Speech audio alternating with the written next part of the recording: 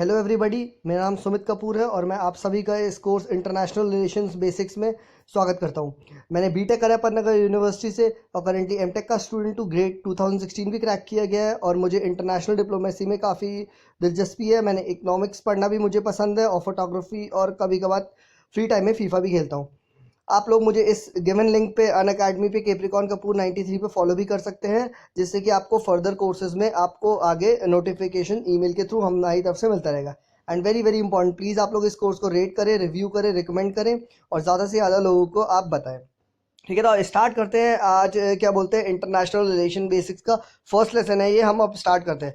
अच्छा, उससे पहले जानने से पहले एक डिस्क्लेमर है प्लीज़ गाइज। अगर आप लोग सोच रहे हैं कि अगर कोई एक्सपर्ट बंदा इस कोर्स को देख रहा है, he has lot of experience in international diplomacy, उसे पता है सब कुछ क्या होता है, खाली ऐसे ही देखना चाहता है, तो प्लीज़ आप लोग अपना टाइम मत वेस्ट करें एंड इस वीडियो को अभी आप स्टॉप करके आगे कोई बहुत सारे अच्छे अच्छे कोर्सेज अनअकैडमी पे देख सकते हैं। बट येस, अगर आपको नहीं आता, बिल्कुल भी कुछ नहीं भी आइडिया भी नहीं है ज़रा सा भी इंटरनेशनल रिलेशन होता क्या है, और आप फर्स्ट टाइमर्स हैं, ठीक है, या आप एक बार पढ़ चुके हैं और आपको एक रिवाइज करना है, ठीक है, व्हाट इज इंटरनेशनल रिलेशंस, तो प्लीज आप फिर then I can say let the music play.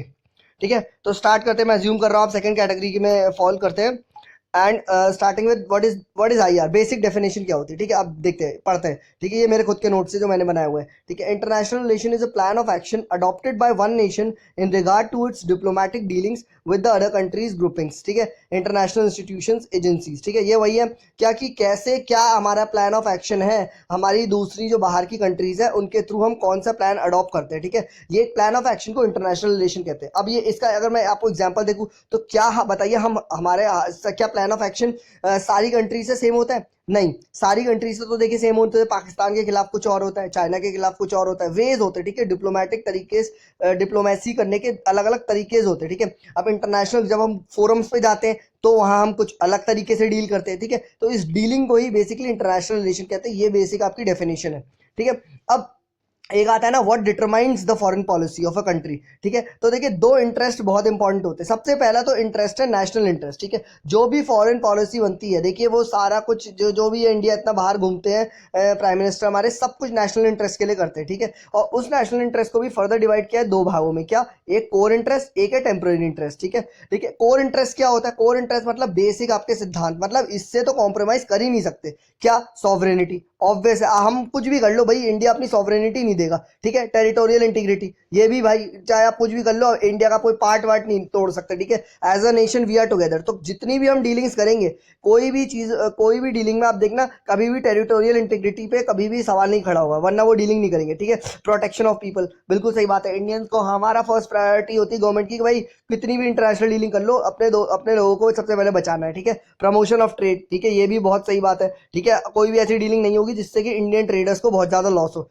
ठीक है, अच्छा, टेम्परेरी इंटरेस्ट क्या होता है? देखिए, टेम्परेरी इंटरेस्ट क्या होता है, टाइम के हिसाब से कभी कभी हमें अपने आप को मूड को चेंज करना पड़ता है। ठीक है, मतलब फ्यूचर को देख के। देखिए, ये इतने इंपॉर्टेंट इंटरेस्ट नहीं होते, बट कभी कभी हमें क्या करना होता है ना, फ्यूचर को देख के अपने इंटरेस्टों को बदलना पड़ता है। ठीक है, तो उस चीज को कहते हैं हम टेम्परेरी इंटरेस्ट। जैसे जैसे आपने देखा होगा, कभी कभी जो यूएनएससी है, यूनाइटेड नेशन की सिक्योरिटी काउंसिल, या यूएन में इंडिया कभी तो वोट करता है किसी चीज पे, कभी वोट नहीं करता।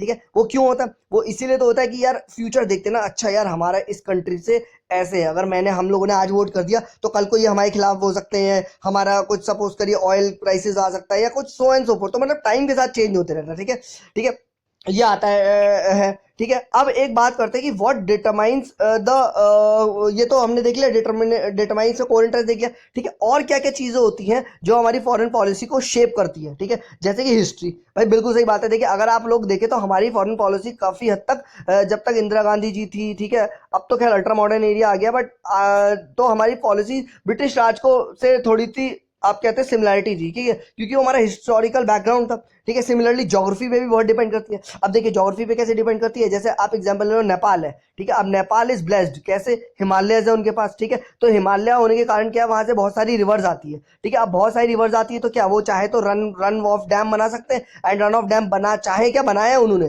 ठीक है, और एज अ रिजल्ट खूब सारी एनर्जी पैदा कर सकते हैं और खूब सारी लाइट पैदा कर सकते हैं। तो अब इंडिया की डीलिंग इस यानी नेपाल की तरफ कैसे होगी, ज्योग्राफी डिटरमाइन करेगी। ठीक है, तो we are dealing with Nepal in terms of electricity हम आगे देंगे, ठीक है। सिमिलरली कल्चर, अब जैसे चाइना इन सब में बुद्धिज्म काफी डोमिनेट करता है, ठीक है, तो कल्चर भी एक इंपॉर्टेंट फैक्ट होता है। पॉलिटी तो ऑब्वियस है, पॉलिटिकल सिस्टम कंट्री का, अब जैसे सपोज करिए डेमोक्रेसी है हो गया या डिक्टेटरशिप हो गया, तो अलग अलग तरीके से डील करते हैं, तो ये भी डिटरमाइन करती है फॉरेन पॉलिसी को, ठीक है। पीपल वेरी वेरी इंपॉर्टेंट भाई, डायस्पोरा, ठीक है, it is the what you can से फंडामेंटल थिंग है कि अपने को, अपनी गवर्नमेंट को इंडियन डायस्पोरा को तो बचाना ही है। तो उस जैसे सपोज करिए एक पर्टिकुलर कंट्री एक्स है, अब एक्स में काफी इंडियंस है, तो डेफिनेटली जो फॉरेन पॉलिसी बनेगी वहां के लिए, ठीक है, वो कैसी फोकस्ड होगी, उनका मेन टारगेट क्या होगा, भाई अपनी डायस्पोरा है संभाल के रहना, ठीक है, तो डायस्पोरा पे फोकस करेंगे, ठीक है। अब सपोज करिए नेपाल के लिए पॉलिसी बनेगी, तो नेपाल के लिए पॉलिसी में क्या फोकस होगा, भाई इनके पास क्या है, इनके पास है सबसे ज्यादा इलेक्ट्रिसिटी, क्योंकि रिवर्स है, हिमालय, तो इनकी ज्योग्राफी पे फोकस करना है, ठीक है। तो इस तरीके से फॉरेन पॉलिसी अलग अलग कंट्री से बनती है, ठीक है। Next public opinion very important, देखिए एग्जांपल ब्री एग्जिट ले लीजिए। ब्री एग्जिट में क्या हुआ था, ठीक है, यूरोपियन इंग्लैंड यूके वालों ने कह दिया नहीं भाई नहीं रहना, ठीक है, तो बस फिर वो लोग कर नहीं पाए, ठीक है, तो पब्लिक ओपिनियन बहुत मैटर करता है, ठीक है। एंड वेरी इंपॉर्टेंट, ठीक है, एक और काफी इंपॉर्टेंट है, time during which the policy is conducted. देखिए चाहे आप कुछ भी कर लो, अल्टीमेटली फॉरेन पॉलिसी का डिटरमाइनेशन तो prime ministers and his cabinet के हाथ में होता है, ठीक है। तो टाइप ऑफ लीडरशिप क्या है ये होती है, ठीक है, जैसे नेहरू के टाइम में ना, नेहरू जी के टाइम में क्या था, इंडिया तब यार एक्चुअली क्या होता था ना, इंडिया जस्ट आप कह सकते हो एक आजादी हुआ था, तो वी वर बेबीज, ठीक है, हम लोग बच्चे थे, ठीक है, इतना पता भी नहीं था कि यार पहले अपने हमारे घर में इतनी भुखमरी थी, ठीक है, हम लोग भी इतना एडवांस नहीं थे, तो नेहरू जी ने फॉरेन पॉलिसी पे फोकस ही नहीं करा, मतलब ऑलमोस्ट जीरो, ठीक है। इंदिरा गांधी का टाइम आया, ठीक है, तो थोड़ा और बड़ा और बड़ा, और अब जैसे प्राइम मिनिस्टर मोदी है, ठीक है, इनकी इनकी कैसी प्रोएक्टिव अप्रोच है, ठीक है, प्रोएक्टिव मतलब पहले से ही तैयार रहते हैं, ठीक है, अच्छा ऐसे होने वाला है तो हम ऐसे कर लेते हैं, ठीक है, तो फ्यूचर को देखते हुए तो, और अब एफडीआई और एफपीआई का जमाना है, ठीक है, फॉरेन इन्वेस्टमेंट का जमाना है, तो अब क्या है, अब हमारी फॉरेन पॉलिसी बहुत बहुत अग्रेसिव फॉरेन पॉलिसी है, ठीक है। आगे बढ़ते हैं, ठीक है। नेक्स्ट आता है, देखिए objectives of the foreign policy, आखिर आप चाहते क्या हो ये बताओ, ठीक है, ऑब्जेक्टिव्स की किस किस क्या है, what is your objective of this foreign policy, ठीक है, क्यों बना रहे हो, तो भाई सबसे इंपॉर्टेंट इसमें आता है मेंटेन ग्लोबल पीस, ठीक है, और पीसफुल को एग्जिस्टेंस, मतलब दो कंट्री साथ में एग्जिस्ट कर सकते हैं बिना लड़े, ठीक है। नेक्स्ट आता है maintain and promotion of international peace and security. देखिए अब क्या हो सकता है, these days the world is multipolar. पहले के जमाने में क्या होता था, पहले के जमाने में से दो ब्लॉक्स थे, कौन सा, एक तरफ था भाई हमारा अमेरिका, दूसरे तरफ था यूएसएसआर जो अब डिसइंटीग्रेट हो गया, ठीक है। तो पहले के जमाने में या तो यू वर विथ हमारा यूएसए ने तो ये स्टेटमेंट भी कह दिया था, या तो भाई हमारे साथ हो या हमारे खिलाफ हो, साफ बात, if you either you are with us और यू अगेंस्ट अस, ठीक है। बट आज के जमाने में मल्टीपोलर वर्ल्ड है, मतलब ऐसे कोई सडनली डोमिनेट नहीं कर सकता, ठीक है। Every country is rising day by day, ठीक है, and India is one of the leading in them, ठीक है। नेक्स्ट स्टार्ट करते हैं, नेक्स्ट आता है कॉम्प्रिहेंसिव डिसआर्ममेंट, मतलब कि भाई कोई भी ऐसे गन्स और इन सब का भी ऐसे कोई एक कंट्री के पास नहीं न्यूक्लियर जा सकता, ठीक है, कि पता चले वो कल को सबको धमकाए दे, ठीक है। तो पूरा कॉम्प्रिहेंसिव वे में जो भी होगा ये कॉम्प्रिहेंसिव वे में होगा, ठीक है। एलिमिनेशन ऑफ वांट बहुत इंपॉर्टेंट, ठीक है, फॉरेन पॉलिसी का जो बेसिक मुझे लगता है फंडा वो तो यही है, एलिमिनेशन ऑफ वांट।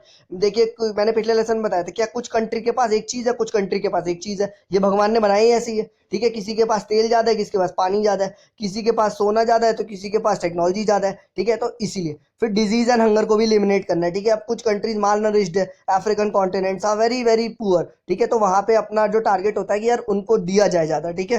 फिर आता है maintenance of friendly relation with all. आप इंडिया बिलीव्स कि हम लोग साइड्स नहीं लेते, ठीक है, we don't form military alliance, ठीक है, कि यार हम चाइना के साथ हो गए बाकी तेल लेने जाओ, ऐसा नहीं है, ठीक है। We believe friendly relations with all, तभी आप देखोगे हर के साथ इंडिया रहता है, ठीक है। Promotion of universal brotherhood fraternity, ये तो हमारे कॉन्स्टिट्यूशन में भी लिखा है, ठीक है, वैसे ही हम इंटरनेशनल रिलेशन में भी इसे अप्लाई करते हैं। नेक्स्ट आता है प्रिंसिपल ऑफ इंडियन पॉलिसी, आखिर किन सिद्धांतों पे आपकी, व्हाट आर द प्रिंसिपल, जिस पे जो बेस है, ठीक है, बेस क्या आपकी फॉरेन पॉलिसी का, तो वेरी फर्स्ट इंपॉर्टेंट चीज आती है नॉन अलाइंड मूवमेंट। ये सब आगे हम डिटेल में डिस्कस करेंगे, बट याद रखिए नॉन अलाइंड मूवमेंट को मैं एक मिनट में बताता हूँ क्या, कि भाई हम किसी के साथ एली नहीं बनाएंगे, मिलिट्री एली नहीं बनाएंगे, ठीक है, कि यार हम जैसा भी मैंने बताया था चाइना के साथ like we are with China and rest आप और किसी के साथ हो जाओ, ऐसा नहीं है। हम किसी के साथ मिलिट्री नहीं शेयर करेंगे, मतलब मिलिट्री अलायंस नहीं बनाएंगे और दूसरी कंट्री के खिलाफ वो नहीं करेंगे, फाइट नहीं करेंगे, ठीक है। तभी आपने देखा कभी वॉर भी होता है तो India believes in neutral type, ठीक है, हम किसी की तरफ नहीं है, ठीक है। नेक्स्ट आता है पंचशील, ये बेसिकली 5 प्रिंसिपल्स ऑफ पीसफुल को एग्जिस्टेंट है, जो कि बेसिकली 1954 में इंडिया और चाइना के बीच हुआ था, बट अब ये हर कंट्री के साथ इंडिया लगाती है। क्या है, पढ़ते quickly, mutual respect, mutual non aggression, mutual non interference in each others internal affairs, ठीक है। फॉरेन पॉलिसी ऐसी बनाएंगे बट किसी के इंटरनल अफेयर्स में हम हिंडर नहीं करेंगे, ठीक है। इक्वालिटी और म्यूचुअल बेनिफिट, ठीक है। पीसफुल को एग्जिस्टेंस, ये हम, ठीक है, वेरी सिंपल है, कोई ज्यादा इसमें एक्सप्लेनेशन रिक्वायर्ड नहीं है। नेक्स्ट आता है एंटी इंपेरियलिज्म, मतलब इंपीरियलिज्म को तो हम डोमिनेट, इंपीरियलिज्म को तो हम क्या बोलते हैं, सहेंगे ही नहीं। इसलिए आपने देखा होगा कभी कभी ऐसा होता है, प्राइम मिनिस्टर उन कंट्रीज में सबसे फर्स्ट विजिट करते हैं जहां पे डेमोक्रेसी होती है, ठीक है, क्योंकि we are basically against imperialism, ठीक है। फिर रेशियल डिस्क्रिमिनेशन, जिसको अपार्थाइड भी कहते हैं, साउथ अफ्रीका में बहुत ज्यादा पंगा हुआ था, ठीक है, तो इसके भी हम लोग खिलाफ है। ऐसी कंट्री से भी कोई रिलेशन नहीं रखना जो इन सबको फॉलो कर रही है, ठीक है। फिर आता है गुजराल डॉक्ट्रिन, ये तो बहुत ही हमारी, मुझे भी बहुत अच्छा लगता है और काफी अच्छी चीज है, ठीक है। ये क्या है, गुजराल डॉक्ट्रिन हमारी आप कह सकते हैं वन साइडेड सपोर्ट या असिमेट्रिकल सपोर्ट, ठीक है। ये 1996 में हुआ था। इसमें क्या हुआ था, हम एक किसी पर्टिकुलर कंट्री को वन साइडेड सपोर्ट दे देते, उनसे कुछ नहीं लेते, ठीक है। Extension of unilateral concession to the neighbourhood in the subcontinent, और ये बेसिकली हम लोग जो अप्लाई करते हैं वो नेबरहुड में अप्लाई किया जाता है और किसी में जनरली नहीं करते, तो नेबरहुड से ज्यादा हम ये गुजरात डॉक्ट्रिन का करते हैं, ठीक है। आगे बढ़ते हैं, ठीक है। अब स्टार्ट करते हैं, अब हमें एक एक चीज को डिटेल में पढ़ेंगे। तो गुजरात डॉक्ट्रिन क्या है, हमने पढ़ लिया, 1996 में हुआ था।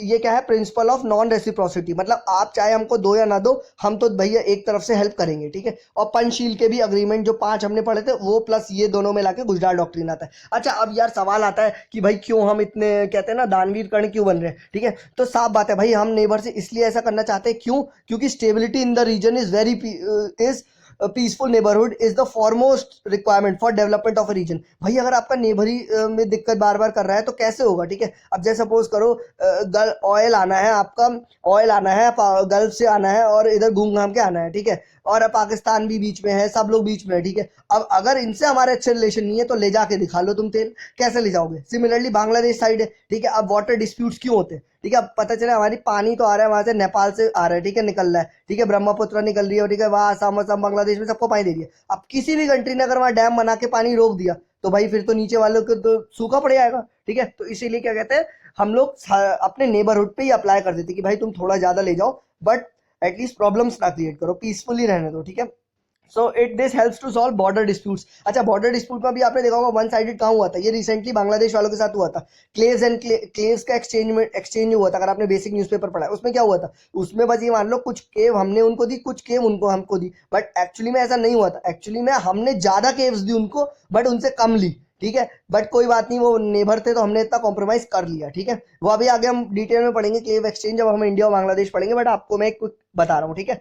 For development of trade and commerce, बिल्कुल सही बात है। टेररिज्म को भी रोकने के लिए, इंसर्जेंसी को रोकने के लिए, रिफ्यूजी प्रॉब्लम को रोकने के लिए, ठीक है। अब अगर हमने दूसरी वाली कंट्री को थोड़ा सा ज्यादा डेवलपमेंट का चांस नहीं दिया पड़ोसी को, तो उनके सारे लोग अपने आ जाएंगे, और उनके सारे लोग अपने आ जाएंगे तो भाई हम अपने को देखें या उनको को देखें, तो इट्स बेटर भाई थोड़ा ज्यादा ले लो बट चैन से जीने दो, ठीक है। नेक्स्ट यही example they low, Mahakali treaty with Nepal, Ganga water treaty with Bangladesh, ये सब हम इंडिविजुअल जब हम पढ़ेंगे तब पढ़ेंगे, ठीक है। बट आपको मैं एग्जांपल एक कलेक्शन दे रहा हूँ, ठीक है। बिल्डिंग एलीज कॉन्फिडेंस बिल्डिंग के लिए भी यूज होता है, ठीक है। अब कैसे कॉन्फिडेंस बिल्डिंग, कैसे देखिए क्या होता है, यूएनएससी में अपने आप को चाहिए वोट, हम लोग को चाहिए वोट, ठीक है। इंडिया को लोग सपोर्ट करें तो वो तभी तो सपोर्ट करेंगे जब आपने कुछ दे रखा होगा। अब जैसे बांग्लादेश को थोड़ा सा ज्यादा दे दिया तो हम ये एक इनडायरेक्टली उनसे उम्मीद ले सकते हैं कि हाँ कल को अगर यूएनएससी में कोई वोटिंग होगी तो आप हमको पाकिस्तान के अगेंस्ट सपोर्ट करेंगे, ठीक है। नेक्स्ट आता है फ्रीजिंग ऑफ बॉर्डर डिस्प्यूट, और इसके फायदे भी हुए, कैसे भाई, हमारा बॉर्डर डिस्प्यूट जो चाइना के साथ था वो क्या बोलते हैं, वो हमारा फ्रीज हो गया, ठीक है। सिमिलरली क्या हुआ, श्रीलंका के साथ जो नॉर्मलाइजेशन इश्यूज था,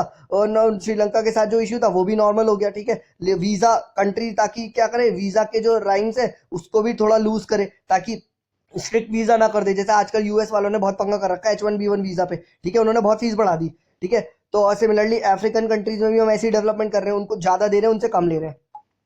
नेक्स्ट आता है, ये तो थे पॉजिटिव्स, अब बताइए नेगेटिव्स क्या है। देखिए नेगेटिव भी होते हैं गुजरात डॉक्ट्रिन का, ये तो एक इनडायरेक्टली क्या है, India is a developing country, resource crunch है, इट्स लाइक भिखारी, हम हमारे पास तो है नहीं भाई, हम खुद भीख दे देने, ठीक है। तो ये भी आप इस तरीके से आप इसे इंटरप्रेट कर सकते हैं, ठीक है। Difficult to maintain internal and external balance, हमारे पास पैसा ही नहीं, हम कहाँ से दे दे, ठीक है। मैनी टाइम्स क्या होता है, अब लोग इसका गलत फायदा उठाते हैं, आपने किसकी मदद कर दी क्या भाई, वो बार्गेनिंग पावर यूज करेंगे क्या भाई, ऐसे कहेंगे यार यार हमको ज्यादा दो, नहीं तो भाई हम फिर चाइना के साथ चले आएंगे, तो फिर इंडिया को और ज़्यादा वन साइडेड हेल्प करनी पड़ती है। तो it is by bargaining power, ठीक है। इससे क्या होता था, और कभी कभी हमारी इंटरनेशनल सिक्योरिटी में थ्रेट भी हो जाता है। जैसे क्या, पाकिस्तान के खिलाफ इंडिया ने क्या करा था, रॉ की एक एजेंट, रॉ की डेस्क हटा दी थी, ठीक है, इंटेलिजेंस डेस्क हटा दी थी, ठीक है। अब बस पाकिस्तान वालों ने इसका फायदा उठाया, ठीक है, मिसमैच हो गया इंटेलिजेंस में, बस कारगिल वॉर हो गया, इंडिया के बहुत सारे लोग मर गए, ठीक है। तो ये सब भी होता है, ठीक है। तो ये आज के लिए इतना ही रखेंगे, आगे की स्लाइड में हम और नाम और सब भी पढ़ेंगे, ठीक है। आई होप आपको पसंद आया। Okay then, bye bye. Good morning guys, welcome to Unacademy. मेरा नाम सुमित कपूर है। मैंने बीटेक करा है पन्ना यूनिवर्सिटी से, करेंटली एमटेक का स्टूडेंट हूँ आईआईटी कानपुर में। मैंने गेट 2016 भी क्रैक किया है और मुझे इंटरनेशनल डिप्लोमेसी में काफ़ी इंटरेस्ट है। इकोनॉमिक्स पढ़ना पसंद है, फोटोग्राफी पसंद है, कभी कभी फीफा खेलता हूँ। एंड आप लोग मुझे इस लिंक पे अन अकेडमी पे /capricorn कपूर 93 पे फॉलो कर सकते हैं। एंड प्लीज़ आप लोग इस कोर्स को रेट करें, रिव्यू करें, रिकमेंड करें, ज़्यादा से ज़्यादा लोग को बताएं। अगर आपको ये कोर्स अच्छा लग रहा है तो आप मुझे इस पर फॉलो भी कर सकते हैं। अगर आपको कुछ और भी डाउट आ रहा है तो आप लोग मुझे कमेंट सेक्शन में भी मुझसे पूछ सकते हैं। सो आगे बढ़ते हैं। आज हम क्या क्या पढ़ेंगे, एक क्विक फास्ट फॉरवर्ड देखते हैं। आज हम देखेंगे नॉन अलाइंड मूवमेंट को, फिर हम देखेंगे principles of NAM. Non aligned movement भी इसको शॉर्ट फॉर्म है नैम, ठीक है। फिर हम प्रिंसिपल्स देखेंगे, ठीक है। फिर आगे हम देखेंगे why India joined this NAM. फिर आगे रेलेवेंस क्या है आज के करंट सिनेरियो में, आज की करंट सिचुएशन में, इज नैम रिलेवेंट। इसके हम प्रोज देखेंगे, इसके हम कॉन्स देखेंगे, ठीक है। फिर आगे हम टाइप्स ऑफ पावर देखेंगे, सॉफ्ट पावर, हार्ड पावर, ये सब क्या होती है। फिर मोस्ट इम्पॉर्टेंट है आज की जो मॉडर्न इंडिया की फॉरेन पॉलिसी है, उसके कुछ फीचर्स देखेंगे। तो स्टार्ट करते हैं। नॉन अलाइन मूवमेंट, ठीक है। हमने देखिए पहले जब हमने पढ़ा था अपनी principles of India foreign policy, तो उसमें हमने पंचशील पढ़ लिया था, गुजरात डॉक्ट्रिन पढ़ा था और ऊपर ऊपर से नाम भी पढ़ा था। आज हम इस नाम को बेसिक क्या बोलते हैं, थोड़ा डेप्थ में डिस्कस करेंगे, ठीक है। तो टर्म अलाइन, ये आपका term, this NAM was established in 1953 in United Nations, ठीक है। और क्या बोलते हैं, NAM is an institution formally launch हुआ था आपका 1961 में। तो ये पीटी फैक्ट है, आप लोग नोट कर सकते हैं कि 1961 में आपका फॉर्मली लॉन्च हुआ था। ये 5 पीपल थे, इनिशिएटिव ऑफ 5 था जिन्होंने ये लॉन्च किया था, जिसमें पंडित नेहरू थे, अब्दुल नासिर थे, सो एंड सो फोर्थ। उतना इंपॉर्टेंट नहीं है, ठीक है।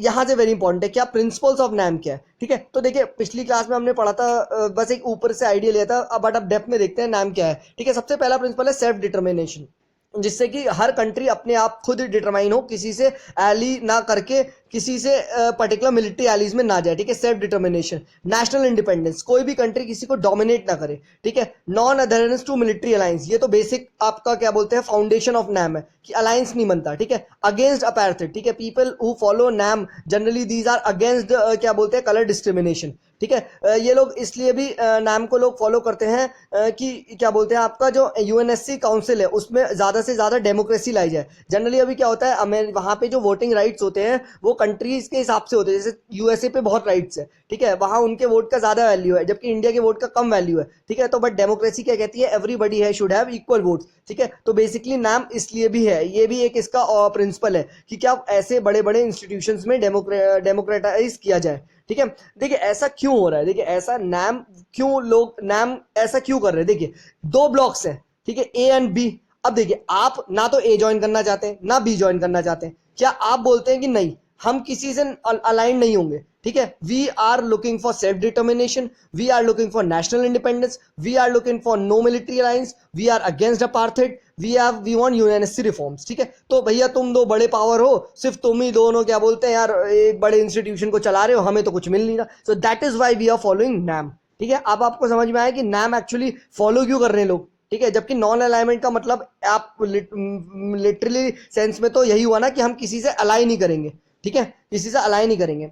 नेक्स्ट आता है एक ये भी क्वेश्चन आता है, क्या पीटी फैक्ट है, क्या Africa fund created under NAM, ठीक है। अफ्रीका फंड का क्या मतलब होता है, फुल फॉर्म है action for resisting invasion, colonialism and apartheid, ठीक है।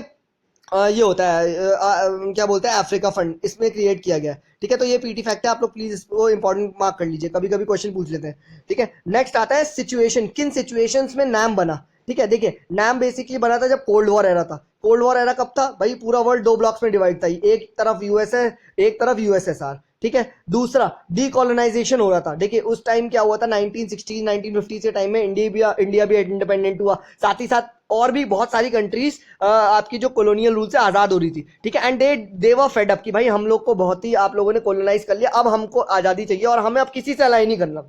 तो नॉन अलाइन मूवमेंट, ठीक है। नेक्स्ट आता है व्हाई इंडिया ज्वाइन नैम। देखिए इंडिया क्यों ज्वाइन किया आप ये पढ़िए, we did not want to lose freedom of decision making, ठीक है। देखिए पॉवर्टी वाज वेरी हाई, ठीक है। अगर अब इंडिया जैसे 1940s में आजाद हुआ, अगर सपोज करो ये दो ब्लॉक में इंडिया एक ही तरफ चला गया होता, ठीक है, यूएसए से नैम ना फॉलो ना करके आप एली बन जाता, तो फिर क्या हो जाता, हम उन पे डिपेंडेंट हो जाते। बट देखिए उस टाइम हम लोग खुद ही वेरी पुअर, ठीक है, लेस इकोनॉमिक डेवलपमेंट था। तो इंडिया के जो हमारे मिनिस्टर्स थे, हमारे फॉरेन पॉलिसी मेकर्स थे, उन्होंने क्या कहा, नहीं भाई हम अलग रहेंगे, कभी ए की भी जरूरत पड़ सकती है, कभी बी की भी जरूरत पड़ सकती है, ठीक है। तो इसीलिए we did not we followed NAM, ठीक है, and did not go for ally, ठीक है। एक ये भी लाइन पढ़िए, suited India's need at that time to keep out national identity and not to compromise out future role of an acknowledge great power, ठीक है। देखिए ये भी वही बात है कि उस टाइम इंडिया की नीड को यही सबसे बेस्ट सूट कर रहा था कि एक पर्टिकुलर पावर की तरफ मत जाओ, ठीक है, क्योंकि फ्यूचर किसी को भी नहीं पता, आगे कोई और भी पावर बन सकता है, ठीक है, ठीक है, तो ये हो सकता है, ठीक है। और तीसरा वेरी इंपॉर्टेंट क्या, economic development programmes and plan. India was very poor, hence we needed economic development. Therefore, foreign aid was the need of the hour at that time, ठीक है। And it was politically not desirable to depend only on one country. भाई आप एक पे कैसे depend हो सकते हो उस टाइम, ठीक है, जबकि आपको सबसे जरूरत है। तो अगर आप थोड़ा इन पे भी रहोगे, थोड़ा इन पे भी रहोगे, तो कुछ एफडीआई इधर से भी आ रहा है, कुछ इधर से भी आ रहा है, कुछ मदद इधर से भी मिल रही है। तो इसीलिए we followed NAM, non aligned movement, ठीक है, अपोज टू अलायंस, ठीक है। कि भाई हम नहीं चाहते यार पूरा वर्ल्ड डिवाइड हो जाए, ऐसे ग्रुप्स में बट जाए, ठीक है। We believe in universal brotherhood, अपने कॉन्स्टिट्यूशन में भी है फ्रेटर्निटी, ठीक है। Many of the western bloc countries were colonial powers, ठीक है, तो ऑलरेडी वो लोग कॉलोनियल पावर्स थे, ठीक है, and they practice bad apartheid, ठीक है, अपार्थेड बहुत प्रैक्टिस किया गया था। And India was also not only victim of apartheid, but Britishers ने काफी हम लोग को एक्सप्लॉइट किया गया था। तो अब हम किसी और के साथ एली नहीं बनाना चाहते थे। We already had bad experience in the during the colonial rule, ठीक है। बट आज के जमाने में अब आप कह सकते हो, ये ऐसे क्वेश्चन पूछा जा सकता है क्या कि discuss that NAM has lost relevance. अब भैया आज का जमाना तो लॉस्ट हो गया, तो हाँ आप इसको हाँ कैसे इसे सपोर्ट कैसे स्टेटमेंट से करोगे कि yes the world is unipolar, बिल्कुल, या मल्टीपोलर वर्ल्ड है। तो अब आज के जमाने में तो ऑलमोस्ट हर कंट्री इंडिपेंडेंट है, तो वाई गो फॉर नैम। तो it's just you can say on a piece of paper, ठीक है। और आज के जमाने में क्या है, ग्लोबलाइजेशन का जमाना है, क्लाइमेट चेंज है, टेररिज्म हो रहा है, रेडिकलाइजेशन हो रहा है, मूवमेंट हो रहा है इधर उधर। तो बेसिकली नैम का रेलेवेंस आज के जमाने में नहीं है, ठीक है। बट अब इसका क्रिटिकली कमेंट क्या होगा, इसके फॉर में वो क्या होंगे, फॉर में आर्गुमेंट्स क्या होंगे कि यस बॉस आज भी नैम रेलेवेंट है। क्यों, क्योंकि ये नाम आज भी हमारे गरीब कंट्रियों के या थर्ड वर्ल्ड जो कंट्रीज है उनकी आज भी यही नाम रक्षा कर रहा है, ठीक है। रेलेवेंट फॉर अंडर प्रिविलेज्ड, ठीक है, डेवलपिंग कंट्रीज और south south cooperation. South south cooperation मतलब जितनी भी साउथ में कंट्रीज आती है, ठीक है, उनके पैरेलल आप देखो, जैसे अपने पैरेलल में साउथ में कौन सी कंट्रीज आती है, अफ्रीकन कॉन्टिनेंट्स, ठीक है, तो वो आज भी पुअरेस्ट है, ठीक है। इनफैक्ट नाम आज भी उनके खिलाफ है। Even the today's world poorest nations are exploited by developing nations, ठीक है। जैसे अफ्रीका में सपोज करो चाइना आके काफी एक्सप्लॉइट कर रहा है उन्हें, तो फिर नाम का रिलेवेंस आ जाता है क्या कि भाई वो आपसे बंदे थोड़ी ना, how can you go with them, ठीक है। तो नाम है शिफ्टेड फोकस ऑन, अब पहले नाम का था बेसिकली मिलिट्री अलायंस, बट अब क्या हो गया, अब नाम भी मल्टी डायमेंशन हो गया। कैसे, अब वो सोशियो इकोनॉमिक चेंजेस देख रहा है, ठीक है। फिर अब ग्लोबलाइजेशन का जमाना आ गया है, अब exploiting resources, man power, dumping goods, ठीक है। क्या होता है ना, डेवलपिंग कंट्रीज जा जाके develop countries, under develop countries में ये सब कर रही है, तो नाम इसके खिलाफ भी है, ठीक है। फिर NAM movement committed to the principle of sustainable development, कि नहीं भाई अब तो डेवलपमेंट तो होना चाहिए बट सस्टेनेबल डेवलपमेंट भी होना चाहिए। दूसरा अटेनमेंट ऑफ आपके sustainable development goal and million development goals, इन सबके खिलाफ भी है, ठीक है। It also raises voice for the reforms in the UNSC, हमने पढ़ लिया है, ठीक है। Raises voice basically for human rights and social justice, कि सोशल जस्टिस भी होना चाहिए, not and they should be economic में भी इक्वालिटी होनी चाहिए। ऐसा नहीं कंट्री में अमीर से अमीर होते जा रहे हैं, गरीब से गरीब होते जा रहे हैं, ठीक है। तो उस कंट्री में भी नाम का बहुत रेलेवेंस आ जाता है, ठीक है। As a principle of foreign policy the core of the NAM was defence of the autonomy of decision making in the foreign affairs, मतलब किसी भी कंट्री के फॉरेन अफेयर्स में क्या बोलते हैं, एंड बेसिकली इंडिया के ऑटोनॉमी तो रहनी चाहिए, वो हमेशा रहेगी। इसीलिए आज भी नैम आपका इंपॉर्टेंट है। ये देखिए मल्टीकल्चरलिज्म को या मल्टीपोलर वर्ल्ड को सपोर्ट करता है, ठीक है। देयर इज, अच्छा आज के जमाने में ना अलाइनमेंट तो नहीं होता देखिए, बट पार्टनरशिप हो जाती है, ठीक है। क्या मतलब कि we will not exactly be your ally, ठीक है, we will but we can be your partners, ठीक है, जो कि आपका इकोनॉमिक रिलेशंस होते हैं, पॉलिटिकल रिलेशंस होते हैं, ऐसे बहुत सारी कंट्रीज के साथ होता है, ठीक है, but we won't be your what you can say ally, ठीक है। तो we won't sacrifice our autonomy, हम अपना ऑटोनॉमी नहीं देंगे, but we can be your let's say partners, ठीक है। अब ये कह सकते हैं, क्योंकि बट अब ये क्वेश्चन आएगा कि आज के जमाने में भी वर्ल्ड ब्लॉक्स में बटी हुई है, तो इनडायरेक्टली कैसे, देखिए डायरेक्टली तो नहीं बटी बट इनडायरेक्टली बटी कैसे, India plus Japan versus China plus Pakistan, बिल्कुल सही बात है, ठीक है। तो अब इन सबको कैसे और and there is a lot of resource crunches भी है, तो इनडायरेक्टली अकेले नहीं भी रह सकते, यू नीड कंट्री सपोर्ट, ठीक है। तो क्या है, अब इनको कैसे स्ट्रेंथन किया जाए, ठीक है, नैम को कैसे आपका क्या बोलते हैं बूस्ट मिले, तो कैसे कि आप फिलोसफिकली एंड थॉट प्रोसेस कर सकते हैं, हम डेवलप कंट्रीज में फैलाया जा सकता है, ठीक है, जिससे कि जैसे टेररिज्म के खिलाफ उनसे बात की जा सकती है, like declaring Masood Azhar as a terrorist by India, but देखिए चाइना ने तो नहीं करा इसे, ठीक है, तो चाइना से बात की जा सकती है, तो ये है। एक कॉन्सेप्ट आता है, देखिए आपने ऑफन न्यूज में पढ़ा होगा टाइप्स ऑफ पावर क्या होती है, देखिए टाइप्स ऑफ पावर बेसिकली होती है किस तरीके से डिप्लोमेसी की जाए, ठीक है। देखिए कुछ कुछ कंट्री से हम सॉफ्ट पावर करते हैं, सॉफ्ट पावर मतलब उनकी फिलोसफी चेंज करते हैं, उनसे बात की जाती है, परसुएड करते हैं उन्हें, सॉफ्ट हल्के से सॉफ्ट हार्ट से कंसिडर वो कन्विंस करते हैं, जैसे कि उनको हेल्थ फैसिलिटीज दे दो, वहां जाके स्कूल बनवा दो, कॉलेज बनवा दो। दूसरे होते हैं, कुछ लोग होते हैं जैसे कि अपना पाकिस्तान बहुत फेवरेट है हमारा, क्या उनसे कैसी बात की जाती है, हार्ड पावर, क्या भाई सैंक्शंस लगाओ, बैन लगाओ, ठीक है, चलो पाकिस्तान से नहीं होती, नॉर्थ कोरिया, इनसे तो भाई पूरा वर्ल्ड ही चिढ़ा हुआ है, ठीक है, इन पे तो बहुत तगड़े तगड़े सैंक्शंस लगा रखे हैं। फिर नेक्स्ट आता है स्मार्ट पावर, स्मार्ट पावर के सॉफ्ट प्लस हार्ड पावर का कॉम्बिनेशन। एक होता है फास्ट पावर, ठीक है, मतलब अग्रेसिव फॉरेन पॉलिसी, मतलब आगे पहले से ही अब क्या बोलते हैं पहले से तैयार रहना, ठीक है, you should be mode of a proactive, ठीक है। नेक्स्ट आती है पैरा डिप्लोमेसी, देखिए आजकल ना पैरा डिप्लोमेसी बहुत चल रहा है, देखिए कैसे चल रहा है ये, ठीक है, यहाँ इसका पहले हम मतलब समझते हैं कि then when the states are directly dealing with the countries without the involvement of the centre. अब देखिए अभी इंडिया एंड बांग्लादेश में पानी का बहुत वो हो गया था, डिस्प्यूट हो गया था, तो ठीक है, तो जो इंडिया वालों ने बांग्लादेश से कहा नहीं भैया हम नहीं आपको ऐसा कर सकते, हम ट्रीटी नहीं कर सकते, क्यों, क्योंकि भाई हमारा स्टेट वेस्ट बंगाल नहीं मान रहा, ठीक है, तो इनडायरेक्टली स्टेट वेस्ट बंगाल से हमने कह दिया कि यार मानना मत, हम आपको ये रीजन दे देंगे, और वहां पे हमने पैरा डिप्लोमेसी को अडॉप्ट कर लिया, ठीक है, तो ये इंपॉर्टेंट है।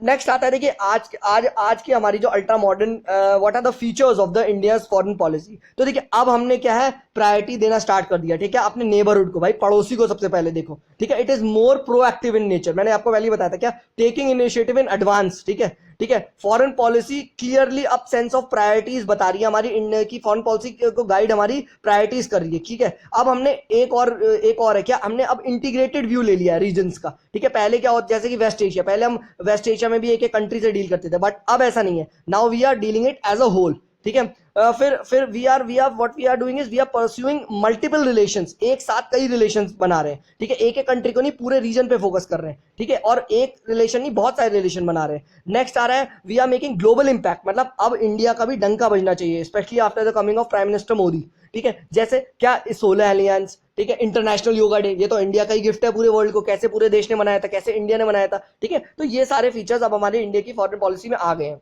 तो इससे आगे बढ़ रहे हैं। तो एक बार हम इस देखते हैं, रिकैप करते हैं इस एपिसोड में हमने क्या क्या देखा, ठीक है। नॉन अलाइ मूवमेंट हमने पढ़ा, इसका बेसिक प्रिंसिपल पढ़ा हमने, ठीक है, डेफिनेशन पढ़ी, प्रिंसिपल पढ़ा, ठीक है, फिर हमने देखा क्यों इंडिया ने ज्वाइन करा, ठीक है, फिर हमने देखा रेलेवेंस आज के ज़माने में क्या है, ठीक है, फिर हमने देखा क्या बोलते हैं टाइप्स ऑफ पावर कौन कौन सी होती है, कैसे हम डिप्लोमेसी की जाती है, ठीक है, फिर न्यू फीचर्स हमने इंडिया की फॉरेन पॉलिसी पे देखा। अब आगे हम लोग अब कंट्रीज से स्टार्ट करेंगे, और हम फर्स्ट जो कंट्री लेंगे वो मोस्ट प्रॉब्ली या तो म्यांमार होगी या बांग्लादेश होगी, ठीक है। सो थैंक यू गाइस, आप लोग प्लीज़ इस कोर्स को और को भी बताएं, एंड आपको कुछ अगर लगे कि वो थोड़ा आपको नहीं समझ में आया तो प्लीज़ आप वीडियो को दोबारा देख सकते हैं, ठीक है। आप लोग प्लीज़ अब कमेंट सेक्शन में लिखें आपको कैसा लगा, ठीक है, कहीं आपको और इन डेप्थ आपको एक्सप्लेनेशन चाहिए तो मैं आपको पढ़ के दोबारा पढ़ा सकता हूँ। एंड यस ये मेरे खुद के नोट्स हैं, तो आपको नोट्स बनाने की भी ज़रूरत नहीं है, आप directly as it is slide से पढ़ सकते हैं, या अगर थोड़ी सी आपको अनक्लियर लग रही है तो आप प्लीज़ नोट कर लीजिए कॉपी में, क्योंकि मैंने खुद बनाया हाथ से थोड़ा पेन लेके, तो आप लोग प्लीज़ ये भी कर सकते हैं। Okay then, bye bye, take care, next हम लेसन में दोबारा कंटिन्यू करेंगे। Thank you. हेलो गाइस, मेरा नाम सुमित कपूर है। मैंने बीटेक करा है पन्नागर यूनिवर्सिटी से। करंटली एमटेक का स्टूडेंट हूँ। आईआईटी कानपुर में मैंने गेट 2016 ट्रैक किया है और मुझे इंटरनेशनल डिप्लोमेसी, इकोनॉमिक्स पढ़ना, फोटोग्राफी करना, फ्री टाइम में फीफा खेलना भी पसंद है। आप लोग मुझे इस गिवन लिंक केप्रिकॉन कपूर 93 पे अनअकैडमी पे फॉलो भी कर सकते हैं। प्लीज़ गाइज, आप लोग प्लीज़ इसको रेट करें, इस कोर्स को रिव्यू करें, रिकमेंड करें, ज़्यादा से ज़्यादा दोस्तों को बताएं। आपको कैसा लग रहा है ये भी बता सकते हैं, अपना फीडबैक ज़रूर दें ताकि हम आगे भी आपके लिए और ऑसम कोर्सेज बना सकें। सो कंटिन्यू करते हैं। अच्छा, हम एक बार आगे बढ़ने से पहले एक बार पिछले एपिसोड में देखते हैं हमने क्या क्या पढ़ा था। हमने देखा था नैम देखा था, हमने उसके पॉजिटिव्स देखे थे, उसके नेगेटिव्स देखे थे, उसका करंट सिनेरियो में रेलेवेंस देखा था। ठीक है, अगर आपने पिछला लेक्चर देखा है तो क्योंकि क्योंकि ये इससे कनेक्टेड है। ठीक है, फिर हमने देखी टाइप्स ऑफ पावर्स देखी थी। ठीक है, सॉफ्ट पावर क्या होती है, हार्ड पावर क्या होती है, सो एंड सो फोर्थ। ठीक है, फिर हमने क्या देखा था, न्यू फीचर्स, आज के ज़माने में जो नए नए फीचर्स हैं उनको देखा था हमने। इंडिया की क्या है नई फॉरेन पॉलिसी। ठीक है, तो वो हमने पढ़ लिया था। अब हम देखते हैं, क्विक फास्ट फॉरवर्ड देखते हैं हम क्या पढ़ेंगे। ठीक है, आज हम देखेंगे टूल्स कौन कौन से यूज करेंगे कि उन नए फीचर्स को अचीव करने में फॉरेन पॉलिसी में। ठीक है, कुछ फॉरेन पॉलिसी तो यदि आपने बना दी, बट उसको उसको उस चीज को अचीव कैसे करोगे आप, कुछ टूल्स तो चाहिए ना, तो वो टूल्स को पढ़ेंगे। ठीक है, फिर हम देखेंगे आखिर स्टार्ट करेंगे कंट्री से स्टार्ट करेंगे। तो आज हम देखेंगे अपना नेबरहुड। तो सबसे पहले नेबरहुड में जैसे आज हम पढ़ेंगे बांग्लादेश। ठीक है, तो हम ये पढ़ेंगे वाई सबसे पहले नेबरहुड क्यों इंपॉर्टेंट है, फिर वो देखेंगे। ठीक है, फिर हम आगे देखेंगे सब टाइप्स ऑफ डिप्लोमेसी के बारे में बात करेंगे। ठीक है, ये आपने ऑफन न्यूज़पेपर में टर्म्स पढ़ते हैं जैसे 1.5, ट्रैक 2, ट्रैक 1.5, ये सब क्या होता है ये पढ़ेंगे। ठीक है, फिर हम आज अपनी पहली कंट्री से स्टार्ट करेंगे, बांग्लादेश घूमने चलेंगे। ठीक है, फिर हम देखेंगे वहां पे क्यों इंपॉर्टेंट है बांग्लादेश। ठीक है, एक्ट ईस्ट पॉलिसी का एक लिटिल रेफरेंस देखेंगे, हालांकि बाद में डिटेल में देखेंगे। ठीक है, फिर हम देखेंगे इसके पिलर्स पे रिलेशनशिप हमारा स्टैंड है बांग्लादेश के साथ। लैंड बाउंड्री अग्रीमेंट, ऐतिहासिक एग्रीमेंट था ये, प्राइम मिनिस्टर मोदी ने अभी साइन किया था। ठीक है, इसको भी हम देखेंगे। ठीक है, फिर हम देखेंगे सिग्निफिकेंस क्या है इस लैंड बाउंड्री एग्रीमेंट का। ठीक है, फिर हम बहुत इंपॉर्टेंट भाई issues between India and Bangladesh, मतलब ये क्वेश्चन तो ऑलमोस्ट पूछा जाता है कि दो कंट्री के बीच में इशू क्या है। ठीक है, तो इसका फाउंडेशन हम देखेंगे। ठीक है, फिर हम आगे पढ़ेंगे वाटर इशू पढ़ेंगे। ठीक है, फिर हम देखेंगे पावर अग्रीमेंट्स और आजकल इंटरनेट अग्रीमेंट्स हुआ है जैसे इंडिया एंड बांग्लादेश के बारे में, वो देखेंगे। ठीक है, फिर हम आगे पढ़ेंगे कि सबसे मेन चीज क्या, मतलब इस रिलेशन को स्ट्रेंथन कैसे किया जाए। ठीक है, मतलब how can the relation be strengthen and future prospects क्या हो सकते हैं बांग्लादेश के साथ। ठीक है, तो स्टार्ट करते हैं। अच्छा, ये तो हमारा पूरा इंडिया एंड बांग्लादेश की सारी स्लाइड्स थी। मैं कोशिश करूंगा कि एक लेसन में पूरा हो जाए, बट अगर नहीं हो पाएगा, ठीक है, तो then what we'll do is ना, हम आधा इसको कर लेंगे, आधा what I do is India Bangladesh part 2 बना दूंगा एंड स्लाइड्स ये रहेंगी, बट सेकंड पार्ट में आपको एक्सप्लेन कर दूंगा। ठीक है, क्योंकि ये थोड़ा ज़्यादा है इसीलिए मैं कर रहा था, मुझे आइडिया नहीं है कि कितना ज़्यादा जाएगा ये, बट मैंने स्लाइड तो ऑलमोस्ट सारी बना दी है। तो स्टार्ट करते हैं कि सबसे पहले कौन कौन से टूल्स हमें अचीव चाहिए कि हमें जो अपना न्यू फॉरेन पॉलिसी है जो प्रोएक्टिव इन नेचर है, और ठीक है, उसको कैसे अचीव करें। तो सबसे पहले आजकल क्या कॉन्सेप्ट आ रहा है, सॉफ्ट पावर का। ठीक है, सॉफ्ट पावर मतलब जैसे कि जैसे हार्ड पावर होता है सैंक्शंस लगाना, बैन लगाना। ठीक है, ये सब तो हार्ड पावर होता है। तो सॉफ्ट पावर मतलब जैसे उन्हें परस्यूएट करना, उन्हें फिलोसफिकली परसुएट करना। ठीक है, वहाँ पे थोड़ा हेल्थ, किसी कंट्री में जाके हेल्थ फैसिलिटीज देना, वहाँ एजुकेशन इंप्रूव करना। ठीक है, स्कूल्स बनवाना। तो इस तरीके से भी हम अपनी फॉरेन पॉलिसी को अचीव कर रहे हैं सॉफ्ट पावर के। आजकल इंडिया ना ज्यादातर सॉफ्ट पावर पे बिलीव कर रहा है। ठीक है, डायस्पोरा देखिए वेरी इंपॉर्टेंट, क्या हर कंट्री की देखिए, जैसे सपोज करिए अमेरिका है। ठीक है, अब अमेरिका में भी जो इंडिया की और तो पॉलिसीज का तो फोकस है economic relation, political relation and so on so fourth, but main target है डायस्पोरा। क्यों? क्योंकि डायस्पोरा आपको वहां की ग्राउंड रिपोर्ट देगी, वहां से अच्छा खासा रेमिटेंस आएगा। ठीक है, तो डायस्पोरा से बात कर करके आप क्या बोलते हैं वहां के फॉरेन पॉलिसी को भी अचीव किया जा सकता है। ठीक है,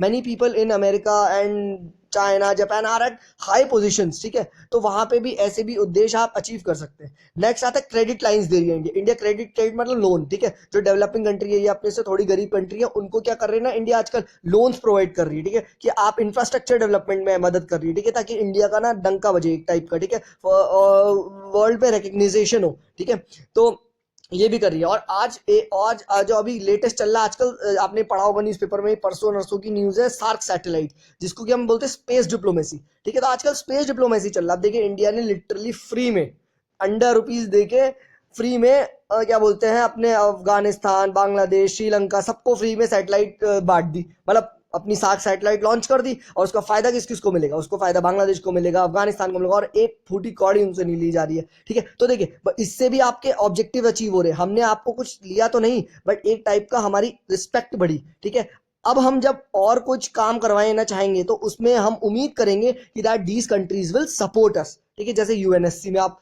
वोट चाहिए, इसको कहते हैं लॉबिंग, ठीक है, लॉबिंग में हमारी मदद होगी, ठीक है। और इनडायरेक्टली और इश्यूज पे भी हमारा कॉपरेशन हमारा स्ट्रेंथन होगा क्या, जैसे बहुत सारी कंट्रीज के साथ बॉर्डर डिस्प्यूट्स है, जैसे बांग्लादेश के साथ अभी हम देखेंगे बॉर्डर का काफी डिस्प्यूट है, वाटर डिस्प्यूट है, तो आई थिंक अब कंट्रीज इसमें भी हमारे साथ देगी, ठीक है। तो स्पेस डिप्लोमेसी भी एक तरीका होता है, क्या बोलते हैं, to achieve what are the main aims of our India's foreign policy, ठीक है। अब नेक्स्ट क्वेश्चन की बात आती है, आखिर भाई ये बताओ व्हाई नेबरहुड, या नेबरहुड से क्यों आपने स्टार्ट करा, ठीक है। सीधा इंडिया यूएसए पढ़ते ना, बांग्लादेश क्यों पढ़ रहे, जबकि बांग्लादेश तो छोटी कंट्री है, यूएसए ज्यादा बड़ी है, ठीक है। देखिए सबसे पहली बात, पड़ोसी आपका बदला नहीं जा सकता, ये आपको भी पता है। अच्छा रियल लाइफ में तो ऑब्वियस है, आप बदला जा सकता है, आप घर शिफ्ट कर लो या उसको भगा दो, ऐसा है, बट ऐसा तो ही ना कि इंडिया अपने आप को उठा के ऑस्ट्रेलिया के बगल में रख दे। अब जो है तो है भाई, पाकिस्तान के साथ रहना तो रहना है, इसमें आप भी कुछ नहीं कर सकते, इसमें वो भी कुछ नहीं कर सकता, इसमें मैं भी कुछ नहीं कर सकता, ठीक है। दूसरी चीज है एब्सटेन फ्रॉम आर्मामेंट, ठीक है। हम ये हमेशा चाहेंगे कि कभी भी किसी पड़ोसी देश के पास खूब सारा आर्म्स या न्यूक्लियर वेपन्स और इन सब टाइप की फाइट्स ना हो, ठीक है। क्योंकि जब आपके इनके पास ही आपके पास वो हो जाएगा, बॉर्डर में ही जब दिक्कत आएगी तो आगे भी बहुत दिक्कत आएगी, अभी हम देखेंगे, ठीक है। जैसे कि देखिए देखिए अगर सपोज करिए आर्मामेंट बहुत सा, सपोज करिए आप पाकिस्तान के पास बहुत सारा आर्म्स और एम्यूनेशन है, ठीक है। अब जब भी कोई ट्रेड वाटर का निकलेगा तो दे विल ऑलवेज थ्रेटन, हमारे पास हमेशा थ्रेट होगा, मतलब वो हमें थ्रेट कर सकते हैं कि क्या बोलते हैं, ट्रेड को रोका जा सकता है। इनफैक्ट ये होता भी है, साउथ चाइना सी में आजकल यही तो हो रहा है, ठीक है। स्ट्रेट्स में क्या हो रहा है आजकल, यही तो हो रहा है, चाइना अपना डोमिनेंस दिखा रहा है, ठीक है। तो नेक्स्ट फिर should not allow to use their land against us, मतलब कि अपनी लैंड को हमारे खिलाफ तो यूज करने नहीं देना है, ठीक है। कैसे, जैसे आजकल ना श्रीलंका क्या कर रहा है, Sri Lanka is allowing China to make ports, ठीक है, मतलब इस टाइप के पोर्ट्स को बनाने के लिए दे रहा है, ठीक है। सिमिलरली पाकिस्तान और ये सब तो एक टाइप का इंडिया को घेरने की कोशिश कर रही है, क्या कि भाई पूरी को जो क्या बोलते हैं, आपने अपनी लैंड उनको कैसे यूज करने दी थी, ठीक है। डॉकयार्ड्स में शिप्स कैसे खड़ी करने दे रहे हो उनको, ठीक है। तो ये सब भी चीजें देखनी होती है, ठीक है। और इंडिया का मानना है कि या तो भाई न्यूट्रल रहो या फिर कश्मीर इशू पे हमें सपोर्ट करो, ये सारे हमारे नेबर से रिक्वेस्ट होती है हमारी, ठीक है। नेक्स्ट है कि support India on global platforms like UNSC, ठीक है, ऑब्वियस है हमें हमें आपका सपोर्ट चाहिए, ठीक है। Next be a part of a new economic policies, अब देखिए एलपीजी एरा आ चुका है, ठीक है, जब से इंडिया ने अपनी क्या बोलते हैं मार्केट्स एंड इकोनॉमी ओपन करी थी, तो अब एलपीजी एरा में हम चाहते हैं हमारे नेबर्स हमें सपोर्ट दे। नेक्स्ट, ठीक है, अब आपको पूछा आजकल सिचुएशन है कैसी नेबरहुड में, तो सिचुएशन स्टेबल है बट कुछ कुछ चैलेंजिंग भी है, ठीक है। सम नेबर्स हैव नेगेटिव परसेप्शंस, अब मुझे नाम लेने की जरूरत नहीं है कौन है, ठीक है, about us like on, and some have big brother attitude, वो मानते हैं यार इंडिया एक बहुत बड़ा भाई है, ठीक है। तो उसकी वजह से क्या हो जाता है, एंड बिग ब्रदर आप जानते हैं क्या, हर काम में टांग अड़ाना, मतलब इस टाइप का बिग ब्रदर एटीट्यूड वो मानते हैं इंडिया को, ठीक है। एग्जांपल आप ले सकते हैं, जैसे अनसेटल्ड डिस्प्यूट्स हो रहे हैं लैंड वाटर के, ठीक है, ये भी चल रहा है, ठीक है। एथनिक प्रॉब्लम्स भी काफी सारी कॉमन है, ठीक है। तो इसीलिए फिर आजकल क्या हो रहा है, नेबरहुड क्यों इंपॉर्टेंट है, क्यों, क्योंकि भाई रेडिकलाइजेशन जो नेबरहुड में हो रहा है वो भी बहुत ही पाकिस्तान हो गया, अब बांग्लादेश हो गया, इधर से ही इन्फिल्ट्रेशन हो रहा है लोगों का, ठीक है। तो उधर से ही टेररिज्म फैल रहा है, ठीक है। अब लोग कभी भी कोई इंडिया में आना चाहेगा तो नेबरहुड से ही घुसेगा, ठीक है। तो नेक्स्ट है डोमेस्टिक रोल ऑफ गवर्नमेंट, भी आजकल फॉरेन पॉलिसी में बहुत चल रहा है, जैसे कि तीस्ता वाटर डिस्प्यूट हुआ था तो वो बांग्लादेश के साथ हमारा हुआ, बट रियल रीजन उसका वेस्ट बंगाल गवर्नमेंट भी थी, क्यों, क्योंकि वेस्ट बंगाल गवर्नमेंट ने मना कर दिया, नहीं भाई हम पानी का डाइवर्जन नहीं होने देंगे, हमारी राइस कल्टिवेशन में भाई प्रॉब्लम हो जाएगी, हम नहीं कर सकते, क्योंकि वेस्ट बंगाल को पानी चाहिए, क्योंकि वो हाईली राइस कल्टिवेटिंग स्टेट है, ठीक है। तो ये होता है। अच्छा एक पीटी फैक्ट है, ये आप नोट कर लीजिए, इंडिया की सबसे ज्यादा क्या बोलते हैं बॉर्डर किससे शेयरिंग है, बांग्लादेश, फिर चाइना, फिर पाकिस्तान, फिर नेपाल, फिर म्यांमार, फिर भूटान, फिर अफगानिस्तान, ये कभी कभी आ जाता है क्वेश्चन, ठीक है। आगे बढ़ते हैं, एक आपने न्यूज़पेपर में अधिकतर टर्म्स पढ़ा होगा, टाइप्स ऑफ डिप्लोमेसी में ट्रैक 1 डिप्लोमेसी फॉलो की जा रही है, ट्रैक 2 कर रही है, ट्रैक 1.5 हो रहा है, ट्रैक 3 हो रहा है, ये क्या चीज है, देखिए समझते हैं। ट्रैक 1 डिप्लोमेसी का मेन मतलब मीनिंग होता है कि जब दो गवर्नमेंट ऑफिशियल्स बात करें, ठीक है, जैसे कि सपोज करिए इंडिया के भी प्राइम मिनिस्टर गए, उधर से उनके भी प्राइम मिनिस्टर आए, या इधर से इंडिया के भी आपके एम्बेसडर्स बात कर रहे हैं और उधर से भी एम्बेसडर्स बात कर रहे हैं, ठीक है। ओके देन क्या बोलते हैं ट्रैक 2 क्या बोलते हैं होती है नॉन ऑफिशियल्स के बीच में जो बातें होती है दो कंट्रीज के बीच में, जैसे कि आपके एनजीओज हो गए, बिजनेसमैन हो गए, इसको कहते हैं ट्रैक 2 डिप्लोमेसी, ठीक है। ट्रैक 1.5 होती है आपकी officials plus non officials versus दूसरी कंट्रीज के ऑफिशियल्स प्लस नॉन ऑफिशियल्स, ठीक है। और ट्रैक 3 आजकल इस डिप्लोमेसी का बड़ा नाम लिया रहा है, क्या इसको बोलते हैं पीपल टू पीपल कॉन्टैक्ट, ठीक है। These are generally near border regions, ठीक है। आप जैसे जैसे इसका एग्जाम्पल आप ले सकते हो, जैसे अगर आप जैसे लखनऊ अगर आप गए हो तो लखनऊ में एक क्लोथिंग एक बहुत फेमस है, दैट्स कॉल्ड चिकन का कपड़ा, ठीक है, that is very famous. In a similar way अगर आप लुधियाना साइड और इस तरफ जाओगे तो वहां कहते हैं ना, शॉपकीपर्स बोलेंगे मैम पाकिस्तानी सिल्क है, ये पाकिस्तानी सिल्क, ठीक है। तो अब ये कैसे हो रहा है कि ये silk is from that silk is from Pakistan, ठीक है। और पाकिस्तान से जो भी ट्रेड होता है हमारा, वो जनरली नॉन क्या बोलते हैं, जो मेजर पोर्शन ऑफ ट्रेड है वो पीपल टू पीपल कॉन्टैक्ट से होता है, जो कि इलीगल क्या बोलते हैं क्रॉस बॉर्डर ट्रेड होता है। तो वहां पे भी एक डिप्लोमेसी होती है जिसको कहते हैं हम क्या बोलते हैं पीपल टू पीपल कॉन्टैक्ट, ठीक है। बांग्लादेश के साथ भी आपने कहा होगा, जनरली प्राइम मिनिस्टर भी ऐसी बातें करते, ठीक है। नेपाल के साथ भी बातें करते, ठीक है। इस टाइप की को कहते हैं क्या बोलते हैं पीपल टू पीपल कॉन्टैक्ट। अब नेक्स्ट स्टार्ट करते हैं, हमारी जो फर्स्ट कंट्री है क्या बोलते हैं, जिसको बोलते हैं India and it's relation with Bangladesh, ठीक है। तो अब बांग्लादेश का पहले मैप पे देखते हैं कहाँ है ये, हमको पता है ईस्टर्न साइड में, ये देखिए पर्टिकुलर जो रेड से ये बना रखा है मैंने, इसको कहते हैं क्या बोलते हैं बांग्लादेश, ठीक है। अब इसको नोटिस करिए, देखिए ये स्टेट्स को भी कैसे टच करिए, कैसे ये आपके वेस्ट बंगाल से इसकी बाउंड्री है, ठीक है। देन ये मेघालय को भी टच कर रहा है, ठीक है, ऐसे ऐसे कर करके ये त्रिपुरा को भी टच कर रहा है, ठीक है। तो ये एक पीटी फैक्ट की तरह, प्लीज इसको अच्छे से मैप को जरूर देखिएगा, कैसे इसका पोर्शन थोड़ा सा आसाम को भी टच कर रहा है, ठीक है, ये टच करते हुए निकल रहा है, ठीक है। तो आप देख सकते हैं बांग्लादेश को यहाँ पे ये सिचुएटेड है। नेक्स्ट आता है why Bangladesh is important to us, ठीक है। सबसे पहले याद है, अगर मैंने आपको फर्स्ट स्लाइड में बताया था कि हमारा जो बेसिक पिलर होगा वो क्या रहेगा, क्यों इंपॉर्टेंस है, क्या क्या हमने करा है, and how can the relation be establish. तो सबसे पहले व्हाई बांग्लादेश, ठीक है, क्यों हम इनसे बात करें, ठीक है। तो सबसे मोस्ट इंपॉर्टेंट इसमें जियो पोलिटिकल इंपॉर्टेंस, ठीक है। अब खुद देखिए क्या बांग्लादेश की स्ट्रैटेजिक लोकेशन देखिए, it acts as a strategic wedge between the mainland India and north eastern state. देखिए कैसे, ये रहा मेन इंडिया, ठीक है, और ये रहा आपका नॉर्थ ईस्ट स्टेट। अब इसके बीच में एक ये वेज की तरह ये, ठीक है, वेज, ये फिजिक्स वाला वेज, ये देखिए बांग्लादेश है। अगर ये नहीं होता तो आराम से हम यहाँ पे खूब इजीली ट्रैवल कर सकते हैं नॉर्थ ईस्टर्न स्टेट। तो नॉर्थ ईस्टर्न स्टेट का जो बेसिकली इनडायरेक्टली आप कह सकते हैं डेवलपमेंट, वो डिपेंड ही बांग्लादेश के थ्रू है, अगर वो आपको एक्सेस करने दे अपना लैंड, ठीक है। तो दी स्टेट्स आर लैंडलॉक्ड, बिल्कुल भाई, नॉर्थ ईस्टर्न स्टेट्स आप देखिए ना, हर तरफ लैंडलॉक्ड है, ठीक है। इधर म्यांमार, उधर चाइना, इधर क्या बोलते हैं बांग्लादेश। तो अगर इनको कभी भी सी रूट या पोर्ट्स को एक्सेस करना है तो भाई दो तरीके हैं, क्या, या तो पूरा ऐसे घूम के इधर से कोलकाता के कोलकाता पोर्ट को एक्सेस करो, या फिर बांग्लादेश से सीधे शॉर्ट ले लो। तो बांग्लादेश से अगर हम शॉर्टकट लें वो कभी ले सकते हैं, कब, जब हमारे उनसे अच्छे रिलेशन हो, ठीक है। तो डेवलपमेंट के लिए भी जरूरी है नॉर्थ ईस्टर्न स्टेट का स्पेसिफिकली।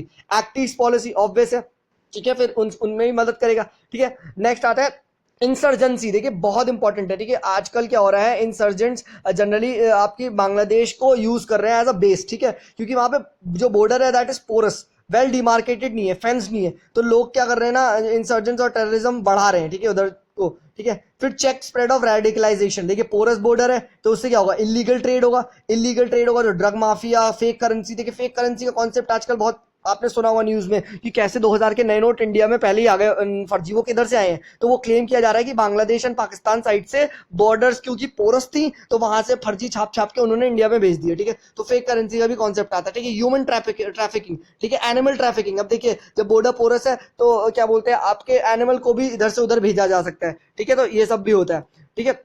और वाई अदर, क्योंकि देखिए वो एक इस्लामिक कंट्री है, ठीक है, बांग्लादेश बेसिकली मेन जो पॉपुलेशन है, तो वहां को पे भी हमें इसीलिए स्पेसिफिक ख्याल रखना है, क्योंकि अपने इंडिया में भी क्या बोलते हैं इस्लाम के लोग रहते हैं और इंडिया एक सेक्युलर कंट्री, इसीलिए we have to take care this also, ठीक है। वाटर डिस्प्यूट्स, हमारे बहुत सारे बांग्लादेश से वाटर डिस्प्यूट्स है, तो उनको भी सॉल्व करेंगे, अभी हम आगे डिटेल में देखेंगे, ठीक है। वहां पे हिंदू डायस्पोरा माइनॉरिटी में, ठीक है, तो इसका भी स्पेसिफिकली ख्याल रखना है, क्योंकि इंडिया में हिंदू मेजोरिटी में, ठीक है। अब देखिए वहां क्लाइमेट चेंज पे भी हमें साथ वर्क करना है, क्यों, क्योंकि क्लाइमेट चेंज हुआ एंड बांग्लादेश क्योंकि थोड़ी सी इतनी इतनी एडवांस कंट्री नहीं है, तो उससे क्या हो जाएगा, वहां पे रेफ्यूजीज इंडिया में आना स्टार्ट कर देंगे, तो इंडिया के लिए प्रॉब्लम हो जाएगी, ठीक है। 1971 में बांग्लादेश फॉर्म हुआ था, ठीक है। अब ये एक लास्ट आज के लिए इतने रखेंगे कि पिलर्स ऑफ रिलेशनशिप देख लेते हैं, किस किस पिलर्स पे हमारा रिलेशनशिप स्टैंड करता है। पहला है सिक्योरिटी, एनर्जी, ठीक है। फिर हम देखेंगे सार्क, कैसे सपोर्ट चाहिए इंडिया को, ठीक है। फिर हम देखेंगे क्या कि Bangladesh one of the fastest growing economy है, इसलिए भी हमारा पिलर बहुत स्ट्रॉग है, ठीक है। And connectivity of north east, ये मेन रीजन है, ठीक है, बांग्लादेश से रखने का, ठीक है। अब नेक्स्ट क्लास में हम लैंड बाउंड्री एग्रीमेंट और ऐसा देखेंगे, क्योंकि आई थिंक आज ये हो नहीं पाएगा, नेक्स्ट लेसन में अभी दोबारा बनाऊंगा,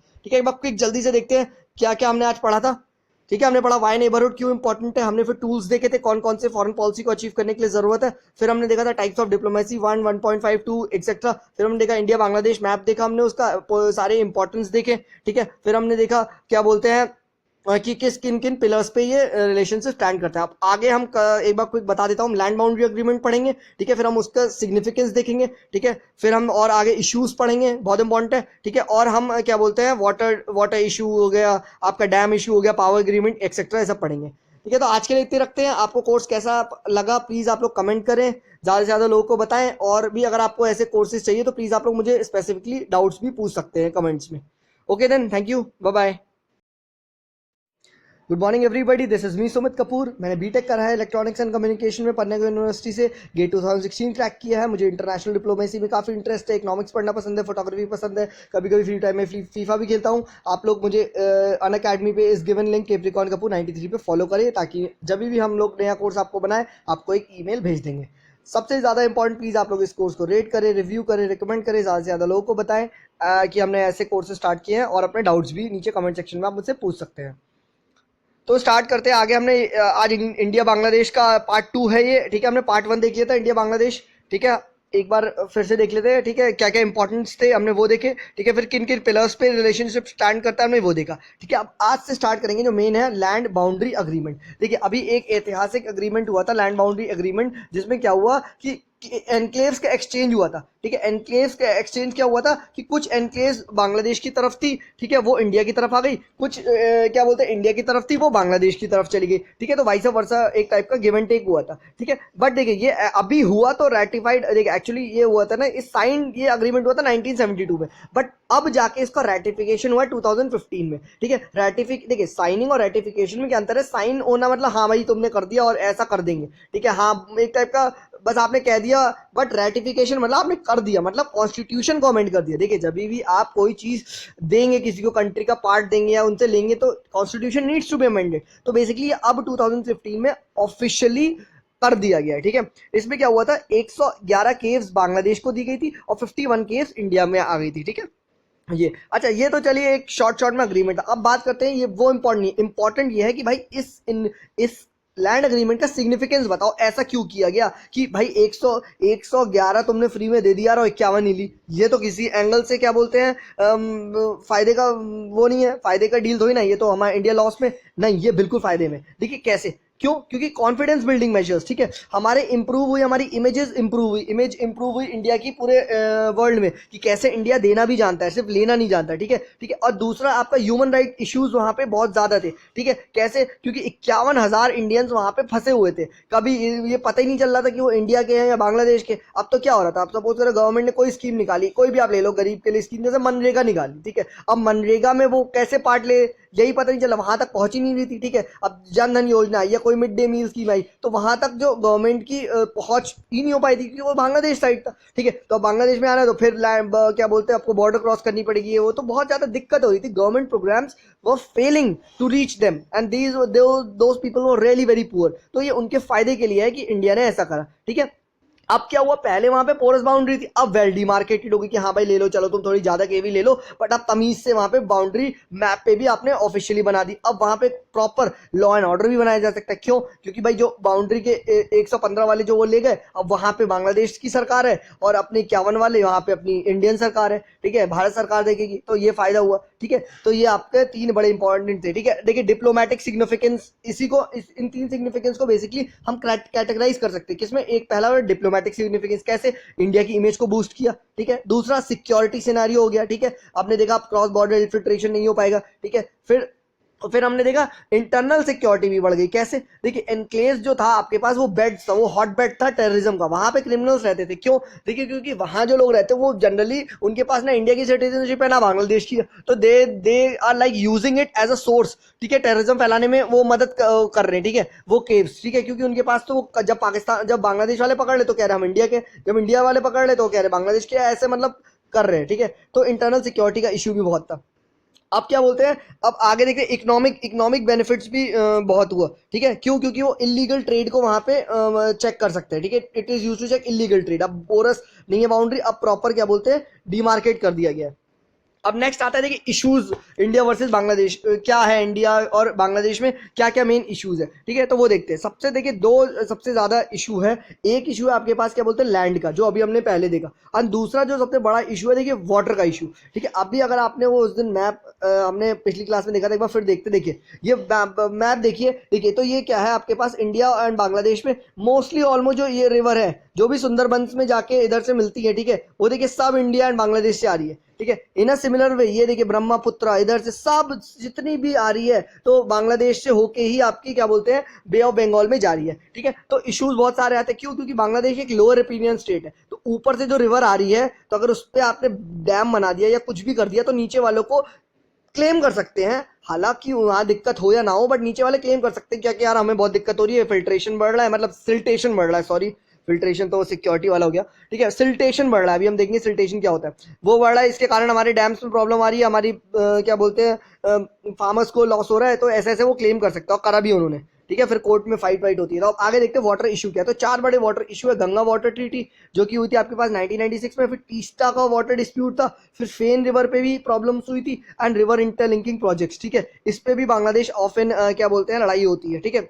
क्या होता है तो अब स्टार्ट करते हैं, सबसे पहले देखते हैं टीस्टा वाटर डिस्प्यूट। अब जब स्टार्ट करते हैं, ठीक है, तो टीस्टा वाटर क्या हुआ था कि 1984 में ये डिस्प्यूट हुआ, फिर से बांग्लादेश ने क्लेम करा, लड़ाई हुई, एंड की वाटर डिवीजन का इशू आ गया, तो ये जेआरसी को रेफर किया गया, जॉइंट रिवर कमीशन। अच्छा एक चीज याद है कि इंडिया एंड बांग्लादेश के बीच में कभी भी फाइट्स होती है रिगार्डिंग वाटर, तो इंडिया एंड बांग्लादेश के बीच में जेआरसी बना हुआ है, जॉइंट रिवर कमीशन। ये दोनों कंट्रीज के उधर से भी अपने बंदे इधर से भी अपने बंदे, और दोनों बैठ के फिर बात करते हैं और फिर फैसला सुनाते हैं। सिमिलरली हम पाकिस्तान के साथ भी देखेंगे, पाकिस्तान के साथ एक इंडस वाटर का है, वो वाला कमीशन भी हम जब पाकिस्तान के साथ पढ़ेंगे, क्योंकि पाकिस्तान के साथ भी वाटर का बहुत इशू है, ठीक है। तो जब ये इशू रिफर किया गया जेआरसी को, तो जेआरसी ने क्या बोला कि क्या बोलते हैं बांग्लादेश को और पानी देना चाहिए, ये वर्डिक्ट आया, ठीक है, कि बांग्लादेश वांट्स 50% ऑफ वाटर, ठीक है, इंक्रीज वाटर 50% दिया जाए, ठीक है। बट वेस्ट बंगाल गवर्नमेंट ने क्या करा, वेस्ट बंगाल गवर्नमेंट ने क्लेम कर दिया कि नहीं ऐसा नहीं हो सकता, ठीक ठीक है, क्यों? क्योंकि हमारे राइस कल्टीवेशन को इफेक्ट कर जाएगा ये, ठीक है। एंड वाटर स्टेट सब्जेक्ट है, तो ये एक तरीके का टैक्टिक हो गया इंटरनेशनल रिलेशंस में, तो बस फिर इंडियन गवर्नमेंट भी ने मना कर दिया कि ऐसा नहीं हम फॉलो कर सकते, क्यों? क्योंकि हमारा स्टेट मना नहीं कर रहा है, ठीक है। तो ये क्या बोलते हैं इस पे इशू अभी भी है, ठीक है। नेक्स्ट एक आता है देखिए फेनी रिवर। फेनी रिवर पे क्या इशू था कि क्या बोलते हैं वो त्रिपुरा टू बंगाल आती है, ठीक है। तो वही वाटर डिवीजन का इशू, डाइवर्जन का इशू हो गया, तो वहां पे क्या हुआ ब्रिज बना दिया इंडिया ने, ठीक है, and as a result water diversion होने लग गया, ठीक है। अब क्या हुआ अंडर वाटर लिंकिंग प्रोजेक्ट्स में फिर से बांग्लादेश ने बवाल कर दिया कि आप ऐसे बना रहे हो और हमारे पास सिल्टेशन बढ़ते जा रहा है और प्रॉब्लम आ रही है, ठीक है। तो बांग्लादेश ने क्या कंप्लेन करा, बांग्लादेश ने कंप्लेन करा कि क्या बोलते हैं impact of water availability and irrigation potential of उनकी दो बड़ी रिवर, क्या पद्मा एंड मेघना। मतलब उन्होंने क्या बोला कि आप ये जो डैम बना रहे हो इससे हमारी दो बड़ी रिवर पद्मा एंड मेघना पे इफेक्ट आ रहा है, इनके पे कम पानी आ रहा है, ठीक है, जिसकी वजह से वहां पे सेडिमेंटेशन बढ़ते जा रहा है, ठीक है, रिवर वहां पे सूख जा रही है, ठीक है, हमारे फार्मर्स को नुकसान हो रहा है, आप ऐसे कैसे कर सकते हो। अब इंडिया ने क्या आर्ग्यूमेंट दिया, इंडिया ने आर्ग्यूमेंट दिया कि Bangladesh would gain as it is a lower riparian state. अब देखिए हायर रिपीरियन स्टेट होता है जहां से पानी स्टार्ट होता है, लोअर रिपीरियन स्टेट होता है जहां पानी जाता है, ठीक है। तो जब इंडिया एंड चाइना का वाटर इशू देखेंगे तो India is a lower riparian, ठीक है। जब इंडिया एंड बांग्लादेश का देखेंगे तो Bangladesh is a lower riparian state, ठीक है। तो इंडिया ने क्या क्लेम किया कि Bangladesh would gain as it is a lower riparian state, ठीक है। और प्लस इंडिया ने क्या बोला, चलो ठीक है यार ये प्रोजेक्ट इन्वॉल्व किया जा रहा है और इसमें इनलैंड वाटरवेज भी हम बनाएंगे, ठीक है, तो वो आपके इनलैंड शिपिंग में भी मदद करेगा और ट्रेड और कॉमर्स को आपके बूस्ट करेगा, ठीक है। पर बांग्लादेश में तब भी नहीं आए, तो इंडिया ने क्या और प्रूव दिया कि यार इससे ना हम हाइड्रो इलेक्ट्रिसिटी जनरेट करेंगे और आपको भी देंगे, ठीक है, आप हमसे आराम से खरीद सकते हैं बहुत सस्ते दामों में, तो आपके लिए तो फायदा है, आपको बिजली भी मिल रही है, क्या दिक्कत है, ठीक है। एक ऐसी इशू हुआ था क्या बोलते हैं तिपाईमुख डैम पे, ठीक है, ये बराक रिवर पे है, इस पे भी यही हुआ था, ये प्रपोज डैम था 1984 में, एंड इसी कारण ये इश्यूज इस पे क्या आया कि ये वाटर डिवाइड इशू हो जाएगा। दूसरा इस पे क्या इशू आया कि सेस्मोलॉजिकल इश्यूज, क्या कि ये एरिया सेस्मोलॉजिकली सेंसिटिव है एंड इकोलॉजिकल हॉटस्पॉट है, तो वहाँ पे इकोलॉजी भी क्या बोलते हैं डिस्ट्रॉय हो जाएगी, ठीक है, डाइवर्सिटी डिस्ट्रॉय हो जाएगी एंड सेस्मोलॉजी के कारण वहाँ अर्थक्वेक के चांसेस, तो ये नहीं बन पाया, ठीक है। तो ये सारे इशू अभी तक आपके पास चल रहे हैं, ठीक है। नेक्स्ट जो आता है वो आता है आपके power agreement and internet service agreement, ठीक है। इसमें क्या हुआ, इसमें ये बोला गया कि India will help construct coal power plants in Bangladesh, ठीक है, इंडिया मदद करेगा कि कोल पावर प्लांट बांग्लादेश में बनाया जाए, ठीक है। और 2013 में 500 मेगावाट हम शेयरिंग कर रहे थे एंड अब हम जो पावर शेयर कर रहे हैं वो 1100 मेगावाट हो गई है, ठीक है। तो और क्या हो रहा है, इंडिया की प्राइवेट कंपनीज आपकी अडानी एल&टी ये सब वहां जा जाके इन्वेस्टमेंट भी दिखा रही है, ठीक है, ये भी हो रहा है, ठीक है। नेक्स्ट आ रहा है कि इंडिया का जो इंडिया और बांग्लादेश को स्पेसिफिकली इंडिया की पावर ग्रिड से भी कनेक्ट किया जा रहा है ताकि ज्यादा से ज्यादा आपके पास सप्लाई दिया जाए, क्योंकि देखिए वहां पे जो रिवर पे जो बनाया गया है आपके पास डैम, उससे जो इलेक्ट्रिसिटी वो हम शेयर करना चाह रहे हैं, ठीक है। इन अ सिमिलर वे अब इंटरनेट पे भी बहुत अच्छा अग्रीमेंट किया गया है। क्या कि इंटरनेट पे क्या अग्रीमेंट हुआ है कि India will supply 100 megawatts of electricity in return, ठीक है, for 10 gigabits per second bandwidth, ठीक है, for 10 gigabits per second bandwidth, ये आपको अग्रीमेंट किया गया है, ठीक है। एक टाइप का बैंडविड्थ शेयरिंग हो रही है इंटरनेशनली, ठीक है। ये कहाँ, अखौरा पे ये चीज की जा रही है। आप थोड़ा इस पे नेट पे सर्च करिएगा, आपको थोड़ा और अच्छा मिल जाएगा, ठीक है। This will upgrade the bandwidth connectivity को बढ़ाएगा ये, दिस विल अपग्रेड इट, ठीक है। नेक्स्ट देखिए, नेक्स्ट इंपॉर्टेंट ट्रेड कॉपरेशन में आपका आता है इकोनॉमिक कॉपरेशन। अब कितना ट्रेड है, देखिए अप्रोक्सीमेटली 7 बिलियन ट्रेड किया गया बिटवीन द टू कंट्रीज, ठीक है, and it is expected to be 10 billion by 2018, ठीक है। बट ट्रेड डेफिसिट किसकी तरफ है, देखिए ट्रेड डेफिसिट है बंगाल की साइड, सॉरी बांग्लादेश की साइड, ठीक है, as they have import more and export less, ठीक है। तो ये अब ये देखिए एक तरीका होता है, ये कंट्री अब क्लेम कर रही है कि यार आप तो सिर्फ एक टाइप का अपनी यहाँ का सारा गुड्स हमारे यहाँ डंप किए जा रहे हो, हमें तो कुछ फायदा नहीं हो रहा है। तो अब वो क्या बोल रहे हैं कि देयरफॉर वी यानी India have to invest in the Bangladesh trade, invest in Bangladesh so as to what you can say manage the trade deficit, ठीक है। तो ये भी किया जा रहा है। तो इंडिया ने क्या करा, इंडिया से ये जब बोला गया तो इंडिया ने कहा ठीक है भाई, we are showing you willingness, हम आपके ट्रेड डेफिसिट को रिजॉल्व करने में मदद करेंगे। तो अब क्या हुआ, इन्वेस्टमेंट रूट आने लग गए, ठीक है। डिक्रीजिंग नॉन टैरिफ, उनके गुड्स के लिए हमने क्या कर दिया कि आपके गुड्स भी हमारी इंडिया में आएंगे, तो हमने टैरिफ नॉन टैरिफ बैरियर भी कम कर दिए, ठीक है, ताकि इनके प्रोडक्ट्स को प्रमोट किया जाए इंडिया में, ठीक है। बॉर्डर हार्ट्स लगने लग गई, हार्ट मतलब वो सब्जी और वो उसकी दुकान जो होती है फल, वो सब भी लगने लगे ताकि आपको और फायदा हो, ठीक है। तो इस तरीके से किया जाता है। नेक्स्ट आता है देखिए इलीगल माइग्रेंट्स का, ये भी बहुत बड़ा इशू है, ठीक है, क्योंकि एक्चुअली मैंने आपको पहले बता चुका हूँ बॉर्डर पोरस है, ठीक है। तो वो क्या बोलते हैं, बहुत ज्यादा इशू हो जाता है। दूसरा देखिए एक ये आता है क्या कि इंडिया के पास खुद इसको क्लेम, इंडिया के पास खुद देखिए रिसोर्स क्रंच है। तो उसकी वजह से क्या हो जाता है, इतना हम क्या बोलते हैं स्पेंड नहीं कर सकते उधर की ओर, कि हम इतना भी आपके इन्वेस्टमेंट नहीं कर सकते क्योंकि अपने आप खुद रिसोर्स क्रंच है, ठीक है। एक और जो इशू आता है कि जब भी ये पोरस बॉर्डर होती है तो लोग आते हैं, और लोग आने के कारण क्या होता है ना, कोई भी सपोज करिए बांग्लादेश के पास वेस्ट बंगाल है, तो पर्टिकुलर एरिया में वहां क्या हो जाएगा, बहुत सारे बंगाल मतलब वेस्ट बांग्लादेश की पॉपुलेशन बहुत ज्यादा बढ़ जाएगी उस पर्टिकुलर रीजन में। लेट्स से कोई बंगाल का एक्स रीजन है, वहां पे जब अगर बॉर्डर के पास इन्फिल्ट्रेशन हो गया तो उस पर्टिकुलर रीजन में बांग्लादेश के बहुत सारे लोग हो गए, तो वहां क्या हो गया, डेमोग्राफिक इन्वर्जन हो गया, ठीक है। वहां इंटरनल सिक्योरिटी के इश्यू आ गए, ठीक है। अब उसकी वजह से फिर सिटीजनशिप में प्रॉब्लम आ रही है कि कभी गवर्नमेंट को अपडेट करना पड़ रहा है रजिस्टर, पता ही नहीं चल रहा कौन किस कंट्री का है, ठीक है। इंसर्जेंसी की प्रॉब्लम्स आई जा रही है। तो ये सब चीजें दिक्कतें आ रही हैं, ठीक है। अब नेक्स्ट बात करते हैं how relationship can be strengthen, ठीक है। देखिए सबसे पहली बात, more people to people contact बढ़ाया जाए, ठीक है। वीजा की प्रोसीजर किए जाए, ठीक है। कंट्रीज अधिकतर ये चाहे अमेरिका से जब हम पढ़ेंगे H1B वीजा, तो हम देखेंगे वहां पे कैसे उन्होंने ये यूज किया जा रहा है इंडिया के खिलाफ, ठीक है। फिर हम देखेंगे ह्यूमन ट्रैफिकिंग को चेक किया जाए, इलीगल गुड्स को चेक किया जाए, ठीक है। स्पेस डिप्लोमेसी अभी करंटली हॉट एग्जाम्पल है, सार्क सैटेलाइट, तो वो भी इंडिया एंड बांग्लादेश के रिलेशनशिप को बहुत स्ट्रेंथन कर सकता है। तो ये था हमारा इंडिया एंड बांग्लादेश, यहीं पे समाप्ति होती है, ठीक है। एक बार क्विक रिकैप देखते हैं हमने क्या पढ़ा। हाँ, लैंड बाउंड्री अग्रीमेंट देखा हमने, उसका सिग्निफिकेंस देखा, डिप्लोमेटिक इकोनॉमिक सारे सिग्निफिकेंट इश्यूज और देखे, वाटर इशू के बारे में हमने बात करी, कैसे जेआरसी बना हुआ है, ठीक है, और कैसे कैसे तीसरा वाटर डिस्प्यूट है, कैसे सॉल्व हुआ, क्या इंडिया के आर्ग्यूमेंट्स है, क्या उनके आर्ग्यूमेंट्स है, ठीक है। और क्या बोलते हैं, फिर हमने देखा टिपाईमुख डैम पे क्या इशू है, फिर हमने देखा पावर अग्रीमेंट और इंटरनेट सर्विसेज पे क्या क्या अग्रीमेंट हुआ है बांग्लादेश से, ठीक है। फिर हमने देखा ट्रेड किसकी तरफ है, कौन सा ट्रेड हो रहा है, किसकी तरफ ज्यादा है किसकी तरफ कम है। फिर हमने देखा इलीगल माइग्रेंट्स का इशू, ठीक है। फिर हमने आगे देखा how relationship can be strengthen, ये भी हमने क्या बोलते हैं देखा कि कैसे हम रिलेशनशिप को स्ट्रेंथन कर सकते हैं। अब हम आगे जो नेक्स्ट क्लास में हम जो स्टार्ट करेंगे, अब हम घूमने चलेंगे बांग्लादेश से आगे म्यांमार की तरफ चलेंगे हम, ठीक है। म्यांमार या मोस्टली नेपाल, इन दो में से एक को करेंगे। और आज के लिए फिर इतने ही रखते हैं। आप प्लीज़ जो भी आपके डाउट्स हो, कमेंट हो, या आपको डाउट्स किसी भी तरीके के हो, आप क्या लेसन एक्सपेक्ट कर रहे हैं आगे फ्यूचर में, आप प्लीज़ नीचे कमेंट कर दीजिए, हम उस हिसाब से अपनी स्ट्रैटेजी को आगे एडजस्ट भी कर सकते हैं। Okay then, thank you for watching this, bye bye.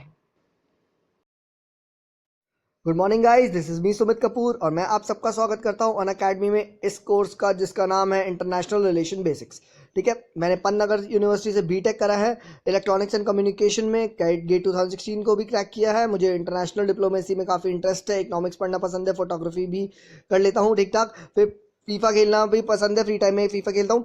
आप लोग मुझे इस गिवन लिंक केप्रिकॉन कपूर 93 पे भी फॉलो कर सकते हैं अनअकैडमी पे, ताकि हमारी तरफ से जब भी हम नया कोर्स बनाए आपको एक ईमेल के थ्रू नोटिफिकेशन ज़रूर भेज देंगे। ठीक है, आप लोग प्लीज़ गाइज इस कोर्स को रेट करें, रिव्यू करें, रिकमेंड करें, ज़्यादा से ज़्यादा लोगों को बताएं। ठीक है, आपके जो भी डाउट्स हैं, जो भी फीडबैक आप देना चाहते हैं, नीचे कॉमेंट सेक्शन में ज़रूर कमेंट करें, ताकि हम अपनी मिस्टेक्स को रेक्टिफाई कर सकें और आगे हमारा कॉन्फिडेंस भी बूस्ट हो सके। तो स्टार्ट करते हैं। आज हम देखेंगे कहाँ घूमने चलेंगे। आज हम देखेंगे इंडिया एंड म्यांमार को। ठीक है, पहले हम एक बार क्विक फास्ट फॉरवर्ड करते हैं क्या क्या आज हम पढ़ेंगे। आज हम घूमेंगे म्यांमार घूमेंगे। ठीक है, फिर हम देखेंगे क्यों इंपॉर्टेंट है म्यांमार। ठीक है, फिर हम आगे बढ़ेंगे, डिफेंस कॉपरेशन देखेंगे उनके साथ। ठीक है, फिर हम देखेंगे जो बहुत बहुत इंपॉर्टेंट प्रोजेक्ट है एक हमारा कालाधार मल्टी मॉडल प्रोजेक्ट म्यांमार के साथ, वो हम देखेंगे। ठीक है, फिर हम बात करेंगे बेनिफिट्स क्या क्या है for India and it's challenges. ठीक है, इससे क्या क्या बेनिफिट हो रहा है और क्या क्या चैलेंज आ रहे हैं। ठीक है, challenge to relationship with Myanmar. ठीक है, फिर हम थोड़ा बहुत ट्रेड के बारे में बात करेंगे और फिर इसी को रैप अप कर देंगे। छोटी सी कंट्री जल्दी हो जाएगी, ज़्यादा इशू नहीं है इनसे। स्टार्ट करते हैं इंडिया एंड म्यांमार। ठीक है, अब देखिए म्यांमार है किधर, ये है नॉर्थ ईस्टर्न तरफ में। आपके पास यहाँ अरुणाचल प्रदेश से अगर आप देखेंगे तो ये जो कंट्री है जो बना रखा है ब्लू से इधर, इसको कहते हैं म्यांमार। ठीक है, अब देखिए इसका इंपॉर्टेंस क्या है। देखिए जैसे कि हम जानते हैं नॉर्थ ईस्टर्न में काफ़ी इंसर्जेंसी है, तो इंसर्जेंसी आपके बांग्लादेश से तो है ही, बांग्लादेश तो नीचे था, ये देखिए यहाँ तो बांग्लादेश था। ठीक है, बट क्या ये बांग्लादेश है। ठीक है, बट क्या बोलते हैं इस तरफ से भी आपका इंसर्जेंसी के प्रॉब्लम्स है, जिसको कहते हैं हम नॉर्थ ईस्टर्न की इंसर्जेंसी फ्रॉम म्यांमार। ठीक है, तो इसको टैकल करने के लिए बहुत इंपॉर्टेंट है। ठीक है, अपनी एक्ट ईस्ट पॉलिसी के लिए तो फिर इंपॉर्टेंट है, क्योंकि उधर से आप पहले लुक ईस्ट था, अब क्या लुक ईस्ट फ्रॉम ईस्ट, यानी एक्ट ईस्ट हो गया। ठीक है, तो जैसे जैसे ईस्ट की तरफ जाएंगे तो आपके पास क्या आएगा, आपके पास म्यांमार पड़ेगा, फिर आपके पास CLMV कंट्रीज आएगा।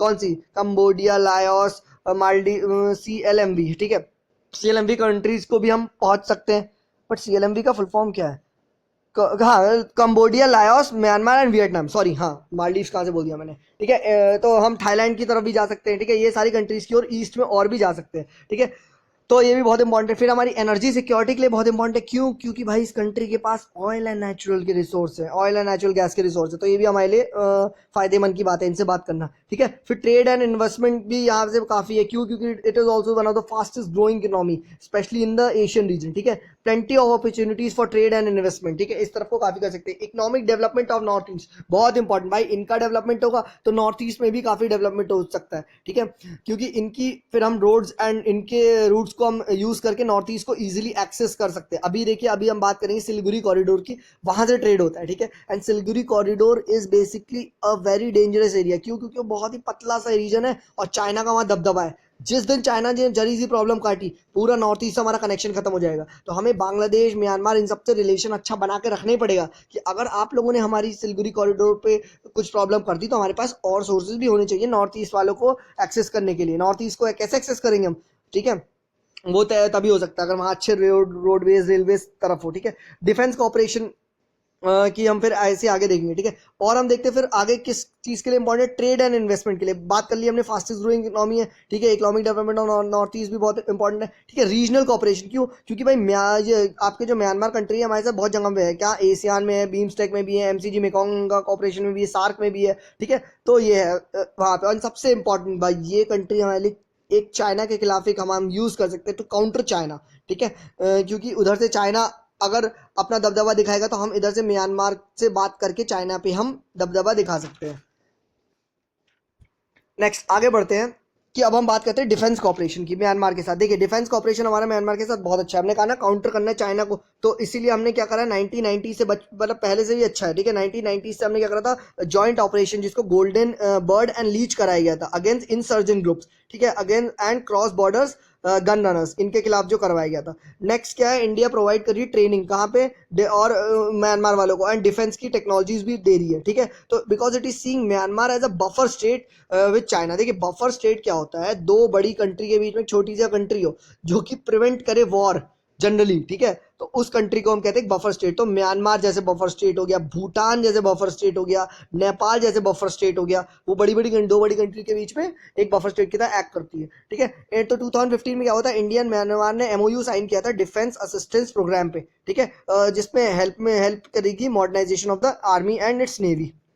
आगे चलते हैं, ठीक है, रीजनल बॉर्डर कमेटी बनाई गई थी to monitor regional border activity across the border areas. ठीक है, ये भी बनाई गई थी इंसर्जेंट एक्टिविटीज को देखने के लिए। 2016 में SOP standard operating procedure sign किया गया था फॉर, जिसमें बोला गया था कि हमारी और आपकी तरफ से कोऑर्डिनेटेड पेट्रोलिंग होगी, आपके भी बंदे आएंगे, हमारी तरफ से भी बंदे आएंगे, एंड हम लोग पेट्रोलिंग करेंगे बॉर्डर पे, देखेंगे कि कोई लोग अंदर ना घुस जाए। ठीक है, India would provide OPV to the Myanmar. OPV क्या, ऑफशोर पेट्रोल वेसल्स, ठीक है, जिससे पेट्रोलिंग में यूज किए जाते हैं। ठीक है, फिर हमारा बांग्लादेश की बोला, म्यांमार के साथ कल्चरल टाइज है। ठीक है, जैसे बुद्धिस्ट सर्किट, ऑफन आपने देखा होगा प्राइम मिनिस्टर बुद्धिस्ट सर्किट पे बहुत फोकस करते हैं। ठीक है, इंडिया क्या कर रही है ना, हेल्प कर रही है, helping Myanmar to develop infrastructure and promote religious tourism, क्योंकि देखिए रिलीजियस टूरिज्म से हमारा आपका पीपल टू पीपल कॉन्टैक्ट बढ़ता है। ठीक है, तो इट इज वेरी इंपॉर्टेंट। ठीक है, फिर कैपेसिटी बिल्डिंग की जा रही है, इंडस्ट्रियल ट्रेनिंग कर रहे हैं, आईटी सेक्टर डेवलपमेंट हो रहा है, क्रेडिट दे रहे हैं, उनको लोन दे रहे हैं। ठीक है, वहां जाके यूनिवर्सिटीज बना रहे हैं।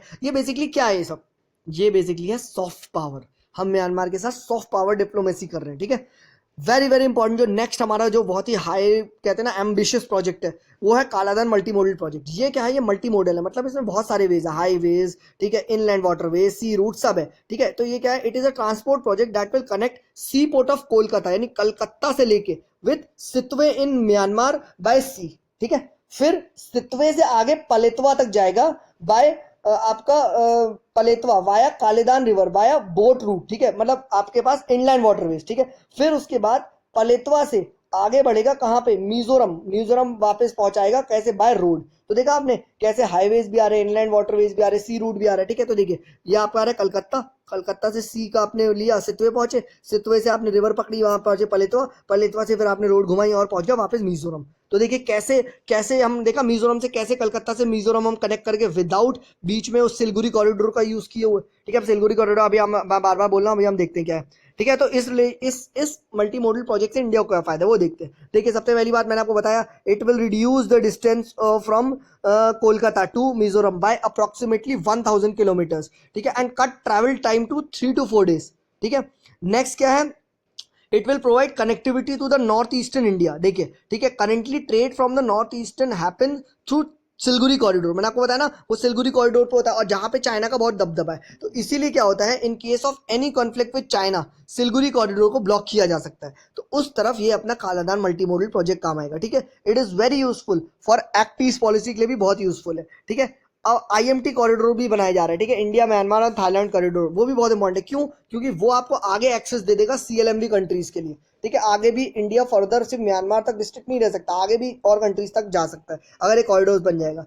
नेक्स्ट आता है, what are the challenges to the relation with Myanmar, ये भी बहुत इंपॉर्टेंट है। ठीक है, देखिए इवन आफ्टर, सबसे बड़ा चैलेंज है वहां पे मिलिट्री का।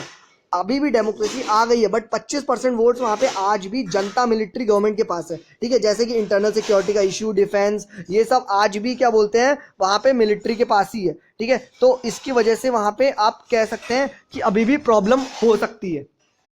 ठीक है, दूसरा है आपका इशू है इंसर्जेंसी का प्रॉब्लम। देखिए northern and western part of Myanmar में आज भी क्या बोलते हैं इंसर्जेंसी की प्रॉब्लम है। तो इसके कारण क्या होता है ना, वहां पे डेवलपमेंट नहीं हो पाएगा, और वहां डेवलपमेंट नहीं हो पाएगा तो ये मल्टी मॉडल प्रोजेक्ट्स आगे बढ़ नहीं पड़ेगा वहां पे। तो उसकी वजह से हमारी एक्ट पीस पॉलिसी क्या हो जाएगी, स्लो हो जाएगी, क्यों भाई, म्यांमार में डेवलपमेंट नहीं हो पा रहा है ड्यू टू इंसर्जेंसी। ठीक है, रोहिंग्या का इशू, ठीक है, ये तो क्वेश्चन भी आया गया था। ठीक है, तो सितवे पोर्ट जो आपका राखेन प्रोविंस में है, वहां पे आपका रोहिंग्या का प्रॉब्लम चल रहा है, तो अगर वहां कोई दिक्कत हो गई तो फिर से डेवलपमेंट रुक सकता है।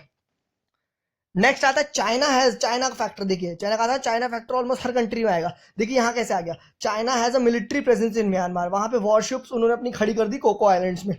ठीक है, फिर पोरस बॉर्डर है तो इन्फिल्ट्रेशन अकर होती है, इसके लिए हमारे पास वेरियस ऑपरेशंस कंडक्ट किया गए थे। अब नेक्स्ट थोड़ी बात करते हैं ट्रेड की, क्या क्या हो सकता है। तो ट्रेड इस कंट्री से हमारा कम है, 2 बिलियन ही है।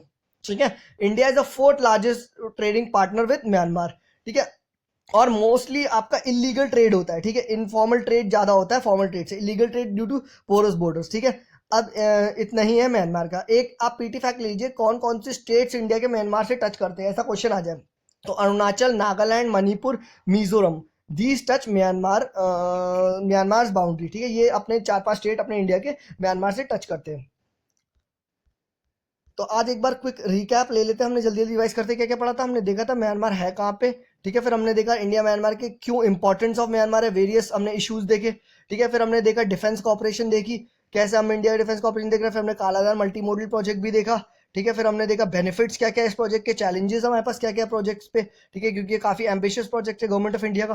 फिर हमने देखा उनके ट्रेड देखा, उसके बारे में बात करी। फिर हमने देखा कि एक पीटी की कौन कौन सी स्टेट आपको टच कर रही है आपके म्यांमार से। तो आज के लिए म्यांमार यहीं इतना ही है, ज़्यादा कुछ है नहीं। आप लोग करंट अपडेट्स प्लीज़ न्यूज़पेपर पढ़ते रहिए और इसको आप रेक्टिफाई करते रहिए, ठीक है। अच्छा, ये 2 स्लाइड पे मैं आपको बताना चाहता हूँ, आई थिंक ये क्लियर उतना नहीं है। एक तो ये वाली स्लाइड है, दिस पर्टिकुलर स्लाइड, ठीक है, ये उतनी क्लियर नहीं है, बट मैंने डिक्टेट कर दिया था। स्टिल आपको लगे then what I do is I type it out in comment section, ठीक है। तो आप लोग प्लीज बता दीजिएगा, कहीं भी समझ में ना आए तो मैं वो चीज को कमेंट सेक्शन में टाइप कर दूंगा, ठीक है। And I promise next time से ये नहीं होगा, ठीक है, क्योंकि ये मैंने अपने नोट्स से डायरेक्टली आपको दिए हैं, ठीक है। तो आपको नोट्स बनाने की भी जरूरत नहीं है, आप सीधे इससे लिख सकते हैं। आई होप समझ में तो आ जाएगा, बट स्टिल मैंने रीड आउट भी करा है। एंड नहीं आया तो आप मुझे बता दीजिएगा, मैं आपको कमेंट सेक्शन में बता दूंगा, ठीक है। और भी आपके कोई डाउट्स हो रिगार्डिंग कोई ये इस पर्टिकुलर कोर्स, आगे के कोर्स आप कौन सा एक्सपेक्ट कर रहे हैं, ठीक है, तो आप प्लीज़ मुझे बता सकते हैं। आई विल मेक श्योर कि वो हम जल्दी से जल्दी अपलोड करें। अगर मेरे से नहीं होगा तो I will refer it to other educators, ठीक है। आपको कैसा लगा आप वो भी बता सकते हैं, ठीक है। एंड अभी हमारा, और अगर आपको किसी को भी एजुकेटर बनना है, ठीक है, this is not regarding this course, ठीक है, एजुकेटर अगर आप बनना चाहते हैं तो अनअकैडमी का एजुकेट ऐप है, आप उसको डाउनलोड करें, दैट इज वेरी सिंपल, ठीक है। एंड आप अपना वहां पे डेमो लेसन अपलोड कर सकते हैं and our team will definitely contact you if you think you can teach. तो आज के लिए इतने ही रखेंगे। Thank you, then bye bye, take care.